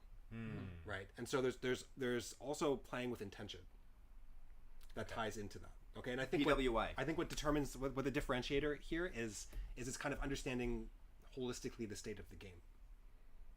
Okay. So understanding, actually, I'm missing this piece for later, or I'm understanding, like, I already lost my win con. So if I just keep doing the thing that I normally do, I'm going to lose, right? So for example, you autopilot. Let's say okay, on 4 I play. I know that I always play Kuzan. On 6 I bring back I help the thing. On 8 I play Gecko Mori. I bring back 2 things. Blah, blah, blah. You go.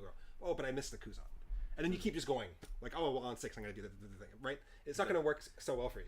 Like, right? wait, I can't clear it because there's no this. Okay, right? okay. But I see people literally do that all the time. Not as blatant. That's a really blatant example. But you see people do that all the time, where they something is fundamentally changed in the game, but they keep going down the same direction that they've always gone down. But it's like you no longer have a win con, and you see this all the time. And I think it's almost like it's a different point, which is like reminding yourself of what the win con is. But the idea here is, like you're saying, it's getting out of knowing when you can't autopilot anymore, knowing when you have to kind of switch out of that mode. And so why I think these two build on each other is because you actually have to know, first you have to be able to autopilot to turn it off. Right, you gotta learn the rules to break it. Exactly. So it's like you learn the rules, you practice, you know what should happen when, and then you realize, okay, now I gotta turn it off. The situation's changed. I don't have the cards I need in my hand. I'm missing my 8 cost Gecko Moria, right? And I only have 1 chance to find an extra. I'm gonna draw 1, let's say, right? Do I still do the exact same thing? Right? People do that. Or do I say, okay, now my win con is like, I'm going to have to like get it in with Suru in like next turn with 7 and hope they don't have a 2-1. Right? How do I set that up? Right. Right. Yeah. Wow. Yeah. This game is so complicated. Yeah.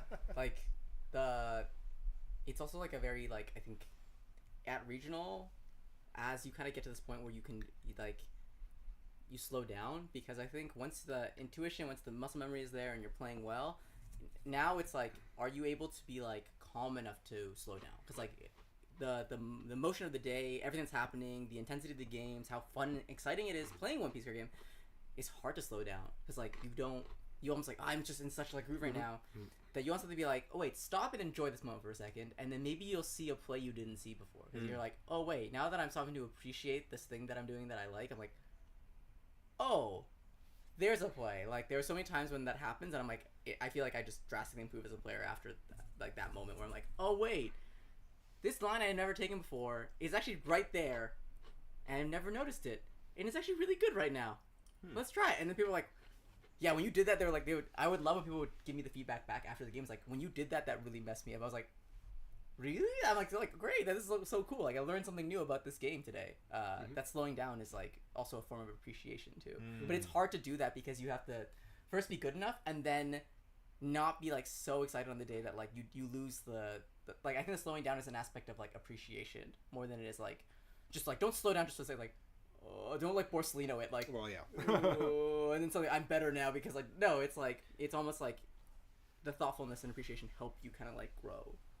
If you're able to see those other lines. It's like, I remember I told you like my favorite play from like Montreal was like when I played Ryuma and I swung with it, and then I didn't have a second Ryuma to play. When my best follow-up play is usually a second Ryuma, and when I swing into Shanks, when they have a Lucky Roo in play, I actually swing at a number that they don't block with the Lucky Roo, because I want to keep the Ryuma and play a second one. But because I didn't have a second Ryuma to play, I needed him to block with Lucky Roo to KO the Ryuma.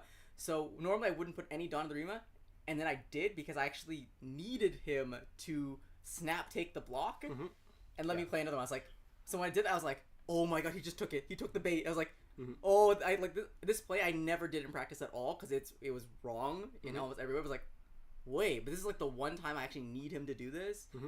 Or even like learning like how to play around Red Rock.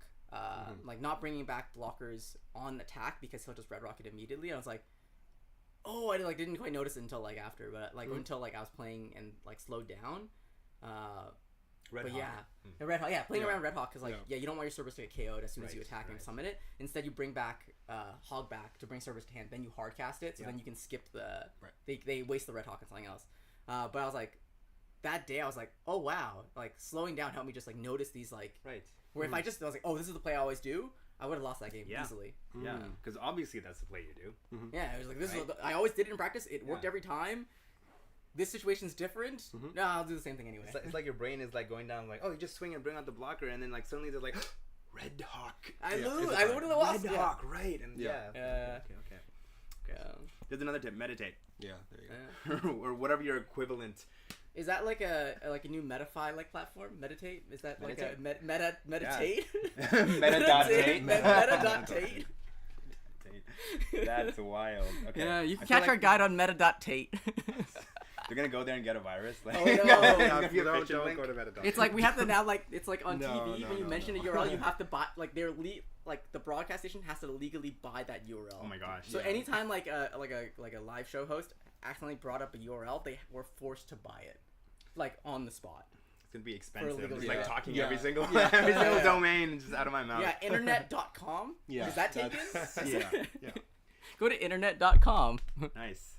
We're going through so many tips. I know we have a lot for this. This is for the awesome. intermediate. Yeah. There's a lot, I think intermediate is really that's like the Yeah. Yeah. crux of it. Like there's a lot there, Yeah. right? Before you get to the advanced, and I think like for the advanced, like it's really like all we have is like really really high level stuff.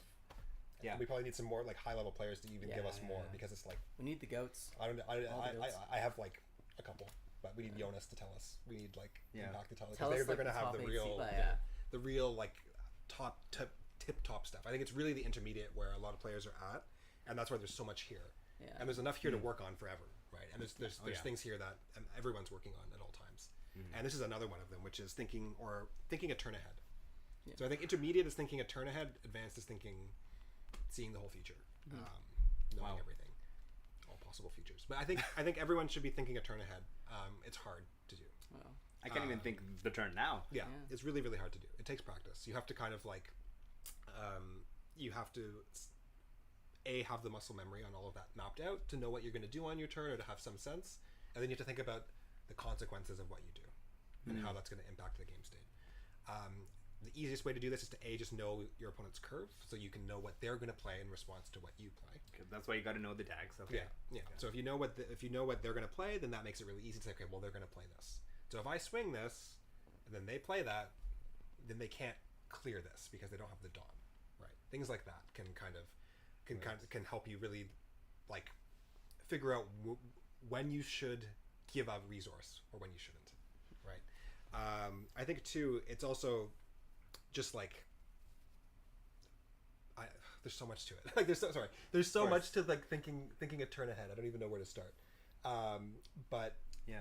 beyond knowing what they're gonna play, it's also like knowing what they could do with their dawn. It's actually probably a better way of thinking about it. Like as opposed to like knowing, like saying like they're on 7 dawn, Shanks plays Ben Beckman. It's like knowing on 7 dawn he could swing 8 and he could play Lucky Brew, right? He could play Yasop and so kind of like what happens in each of these scenarios. Yeah. Yeah. And that can catch a lot of people off guard, Yeah. especially when they don't realize like Shanks on 7. Maybe they swing 5 with the Rue, and then swing like again with their Uta Searcher, and then Yeah. play out another Lucky Rue, and it's like, oh my gosh, now I can't play any 4-drops. Yeah. And I didn't consider that. Yeah, And so it's like- because of that, you might lose a game as a result. Exactly. Yeah. So it's really thinking about, and then I think this is really important when you're going for game or you're thinking about win cons or lethal lines. Like when you're getting to those final turns. Like if I do this, they do this, I do this, do I win? If I do this, they do this, I do this, do I lose? Right? It kind of like, I see a lot of people, they just think about, like they're just playing for their next turn, but they're not really thinking about like anything beyond that. Yeah. Right? So they're like, okay, if I play this blocker now, I survive this turn. Yeah. The big one that people always do is like, oh, I really need this body. I'm gonna give 3 cards. So then they give 3 cards for that body. Okay, and then next turn I just swing at it again, and it dies. Right. And now you lose because you gave 3 cards, and I have perfect lethal math, and I know exactly what, and I can map out the rest of the game, right? So it's really thinking about, and that's really huge when you're doing any type of dawn math, any type of deciding when to counter, right? Like people just always drop their hand, and then I clear the same thing the next turn. Yeah. Like that's a huge one. Yeah. Yeah. Like if I drop my hand, if you're dropping your hand, that card better win you the game now. Like right now. Yeah. I know, Oh my like gosh. sometimes like sequencing plays, like they're like people don't always think about how, like they try to plan for like they play for the turn in front of them, but they don't sometimes realize that doing this play, and I think this is actually easier to illustrate or maybe like visualize in black decks where like you can, because you have so many combo cards, not using certain, like using too many of your cards and resources right now means your next turn is very bad. But it actually applies to all colors regardless. It's just more noticeable when you're playing a black deck. But people will like make a really impactful turn this turn and then just like fizzle out the next turn and just not really have that impactful play. And like they don't know how to kind of almost space out their plays to know those, like, you know, because a part of it's playing a turn ahead because you want to know what your opponent's doing. Some people aren't even at the point of like where they're playing their own deck a turn ahead. We're like, oh, great, you did this, and you're like, you're so tunnel vision on. It's like, oh, but what's your play after? Like next turn, do you have anything in your hand that like you really feel like playing? It's like, oh, no, I guess not. Maybe I should like weave in some of these weaker plays that I can't quite make impactful in the next turn. Like back then when Bonnie was brickier and Uta was brickier, I know like when I was watching people on Twitch and stuff, people would complain, oh, my hands are always bricks, my hand's always doing this. And it's like, oh, there are certain turns where you play all the cards with counter from your hand on one turn, but you actually had a moment where you could have played like an 8-drop kit or one of the bigger units that are like really bricky, and then now it's down on the board because later on in the game you won't have a chance to ever play this again because you're not gonna have that space. But all these other cards with counter in your hand, they're still counter and you can still play them later on. But like people end up missing like, oh, what's even my turn next turn, and if my next turn isn't that great, maybe I should weave in something right now that's like a grindier, higher value play to make my next turn better because my next turn is not going to be that great. Right. So like that's like, I think like people should think turns ahead for themselves, like from their perspective and their opponent's perspective, because people are just like, if you only do one, you're neglecting like how powerful of a skill it is to have Shank's observation hockey. Yeah. And this is something that you can get from just, I think, playing other decks. Like it's like you don't just have to like, because some of these skills can be really hard if you're like, I'm just going to start thinking a turn ahead right now. It's like you're probably not going to do it. But if you play like a black deck, or you start playing like Sokka's back, play some Sokka. For like to even just win on this deck, you have to start thinking a couple turns ahead. So the deck teaches you how to do that. Yeah. Playing Teach is a great example of that. If you play Teach, like if you want to win ever with Teach, you have to be simulating almost your whole curve essentially based on what you have, based on what you have and what you might see. And so I think you can learn this the fun way, which is just to play decks that do that. You don't have to just grind it, but it's also good to try and kind of grind it out on decks. I remember there was a classic one that I always liked, which was if you were playing Katakuri and you went first and you only had 1 7 mom, is it better to play it on 7 or is it better to play it on 9? Right? And like, and what else could you do with that 7 dawn? And it was always a fun one where you, like, that's a really simple example. But like, depending on where you play that, like whether you just like all dawn, clear a body now, or whether you say I need this body because I need to be able to put pressure next turn. Having the pressure is more important. Having this 7 cost body is more important now, right? And like how you weigh that, or whether you weave in, like it's really interesting. There was so many different ways you could make that one binary choice. And it's based on what you expect might happen. What's your opponent's board? Like, what could you draw another? Even as you said, I could already think, I was like, because like I remember I used to love playing like Mario. I was like, like the amount of counter in hand and how much they've countered the game would have changed whether I want to drop a 7 and swing 5 or if I want to swing higher than that and do something else. Is like entirely based on like how have they been countering the whole game. That's so cool. So that's like an example of thinking ahead on your own for yourself, right? Like, do I drop this now or do I drop this later? I think okay, so we've got a couple other ones. So one, this is just a quick one, which is how many 2Ks do they have in their deck. You should probably know that. How would I know if I don't see their deck?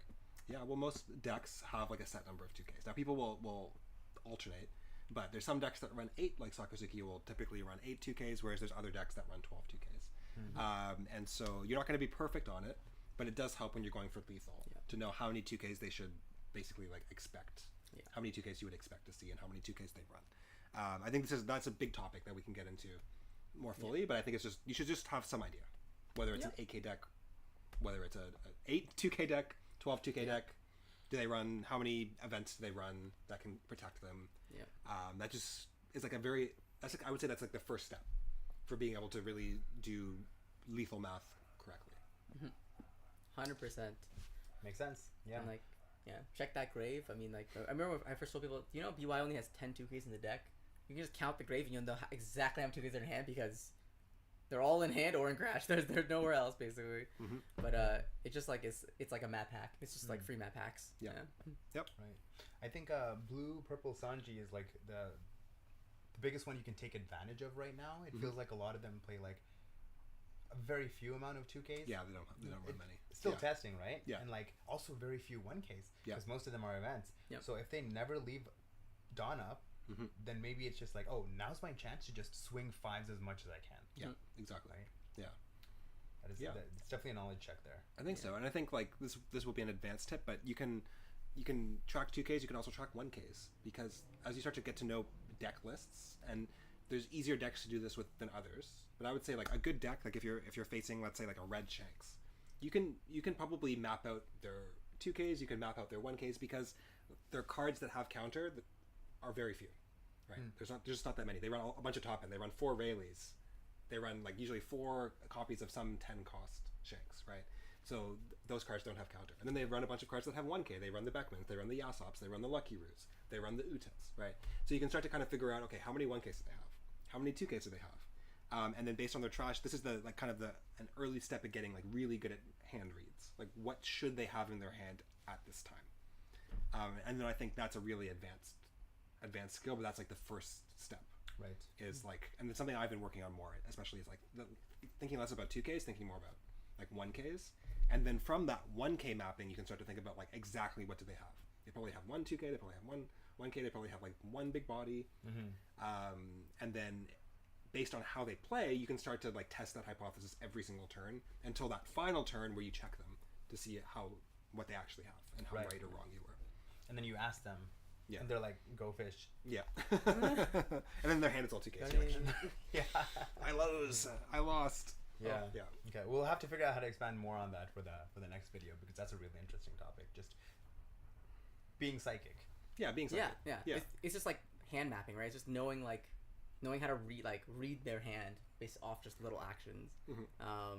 But that's when you get into like the really complicated stuff, but also like the very fun stuff too, because it like One Piece has so many poker mechanics. Like there's like it feels like you're playing poker the whole time. Like you're just constantly like checking and bluffing and like guessing, just like And I'm kind of happy to have some of these simpler decks if they do stick around, like Shanks back, because I think Shanks is such a great deck to have to learn these things, because Shanks is such a like telegraph deck.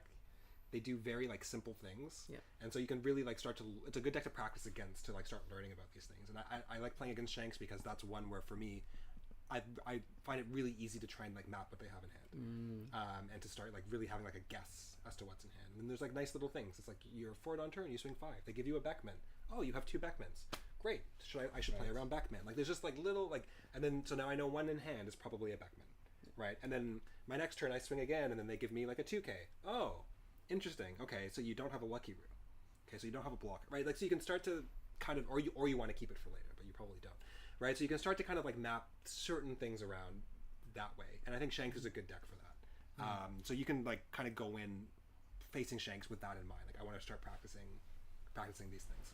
Interesting. No, that one's like a huge one. I feel like we could do a whole video just on like how to do soul reads. Yeah. I think all of the next ones are all like, these are now like tourney, like regionally specific things. So I think we can do them all in sequence. So there's calling out effects in order to avoid rule sharking. So just starting to be very methodical about the way you do things. Really, really important. There's knowing and over time. There's actually a really easy way to do it. It's just like, when in doubt, you should just like ask people or ask judges like, oh, is there like a certain way I should be resolving this? Because all the judges know this stuff, like, and like likely like you don't have to learn it for every deck. You just need to know for your deck, are there like rule shark gotchas? Like if you're playing UP Luffy back like before, you should know that people will like you'll potentially get rule shark or DQ'd potentially or just reprimanded for just the ordering of how you do your untap and like your your like your restands and like your top stacking, right? Like if your deck has a mechanic like that, just like look at that stuff up or ask the judge about it or ask someone about it. Like, well, whatever deck you're playing, like if this sounds intimidating because you're like, I have to look out for every single thing people can rule strike me on. It's like, nope, your deck probably has like one or two conditions. Yeah. Find out what they are, and you should be fine. We can even do a video on it eventually. It's like, if you're playing this, be careful of that. Yeah, and there's certain pitfalls. Like I think every deck has its pitfalls, and so you should be aware of that. If you're playing, Zoro and you want to restand, use the restand event. Make sure you want to swing it forward. Make sure you do the sequencing right, so you don't make it so that you can't swing again. So there's like just little things with every deck that you will get checked on in regionals. Like locals, someone will be like, oh yeah, you can just do it the other way. Yeah. But at regionals, Helm Blaze. Yes, Helm Blaze. Power first. Oh gosh, yeah. Yeah. People will rule strike you on that because they're just mad they're facing Saga. Yeah. And then we've got overtime rules. So brush up on the overtime rules. This is a good thing to practice at locals too.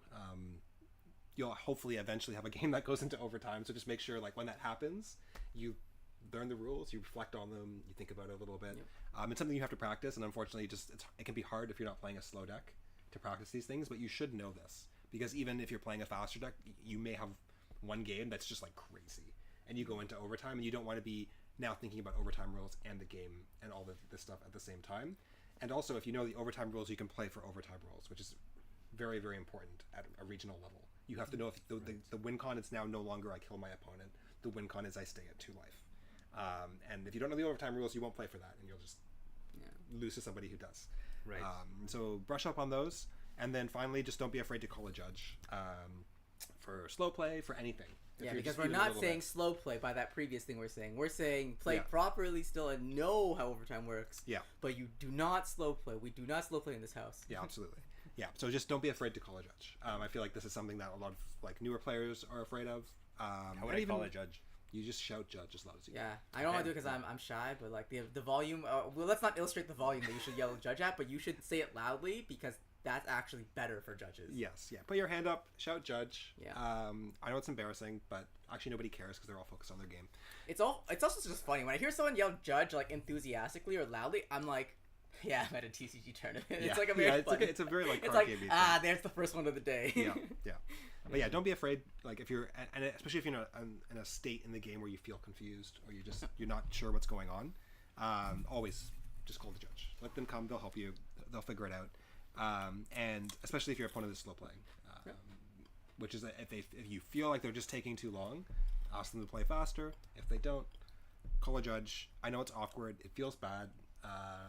It's not a nice feeling. Like because you are accusing somebody of someone just by doing it. But again, if you're trying to be an intermediate player, there's so many great players I know who are like, oh, I got slow played. Yeah. And it's like, did you call a judge? They're like, yeah, but it was too late by the time I called the judge. Yeah. And it's like, that's on your opponent because they suck, but it's also on you. Yeah. I have like words of wisdom from a judge who will not be named, who was like, because someone was saying, oh, I got slow played, and it's like, and then they asked like, did you call a judge? No, then you didn't get slow played. Right. Like, because a judge determines slow play. Right. You don't determine a slow play. The judge does. So until you call a judge, nothing against the rules is happening. So unless you call a judge, you didn't get slow played. Yeah. Hmm. And keep in mind, like, if you are worried about being rude or anything, you can let your opponent know as well. Yeah, of course. Mm-hmm. I'd like you to take a game action, please. Yes. Oh yeah, we joke about that all the time. Just, oh my god. Just go up to a mirror, practice saying that. Yeah. Every morning you wake up and I'd like you to take a game action. Okay, like, I'm ready for my day. Yeah. You're having so much trouble getting out of bed, you have to tell yourself. Yeah. We have a separate judge who's not the judge who will not be named from before, but another judge who will also not be named for judge reasons, who like, when I was getting slow played, helped out and said like, oh, I need you to take a game action because they basically looked at both hands and was like, wait, this person doesn't really have plays. They're just searching. And like I had obviously lethal on board. I just needed to have my turn for like 10 seconds. And then they're just like, I need you to take a game action. And the person immediately conceded. Yeah.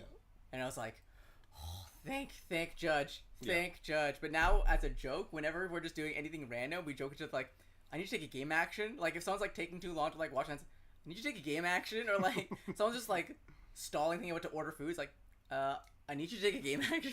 Game action, please. Yeah. I can think of 2 or 3 times in like big tournaments where I call them out, and then they concede. Yeah. Mm-hmm. Yeah. And it's like, okay, yeah, that's like, it was then on me. Exactly. to Well, call and the them thing out. is, like, it's not always malicious. Like, there's this No. thing that happens when you're, especially in a high pressure situation, where you're always looking for there must be an answer. There must be a way out of this, right? So you're trying to think, and you're like, okay, what if I do this? What if I do that? And you're just lost, right? And when someone says, hey, can you do something? And you're like, okay, that kind of shakes you back to reality. Like, wait, there's nothing I can do. What am I doing here?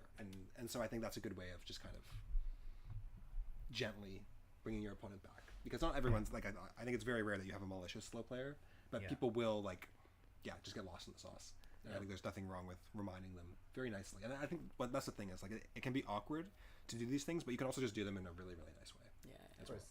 And then you don't have to have that guilt.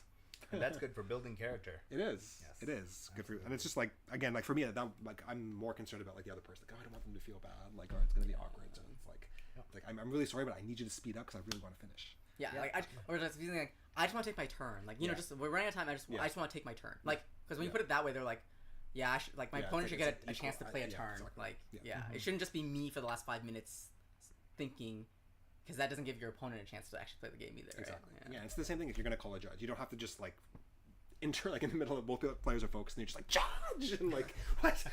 Like, what happened? You can say like I'm gonna have to call a judge here because I think we need to wrap this game up. So I'm gonna call a judge, and then the judge will come. You can say like I want to just make sure we both get adequate time to play out the rest of overtime, right?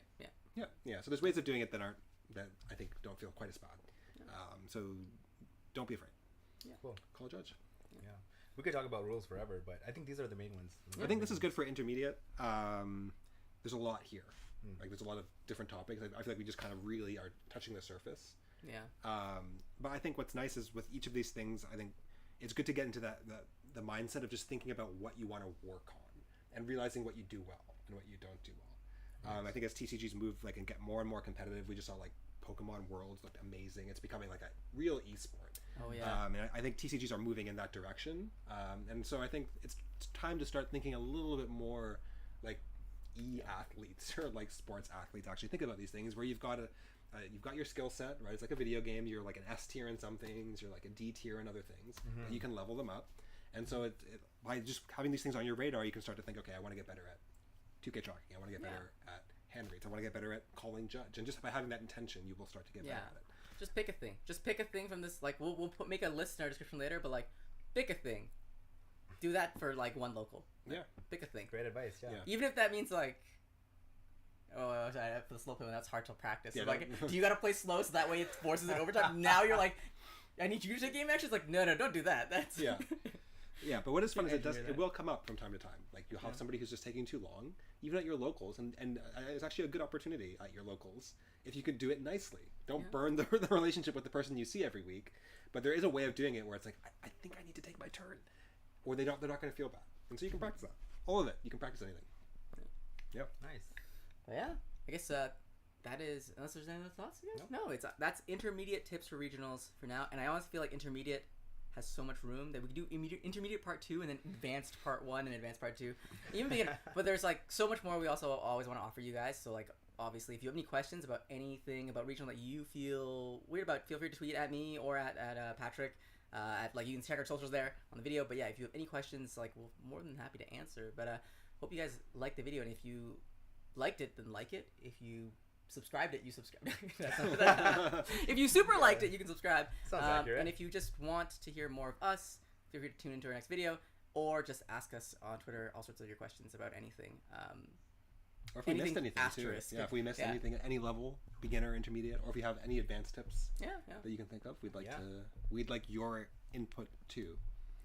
As to what these tips are, because we just brainstorm them. Yeah, we could be missing things. Oh yeah, we definitely are missing things. No, I think this game how is... long was that? This game is... Wait, that was comprehensive, I think right? pretty comprehensive, right, guys? I don't think there's anything more you need to know about One Piece. No, that's it. Catch the rest on our Meditate guide. Yeah, it's over. You are an Meditate. athlete. Get your training in. Yeah. Yes, training arc.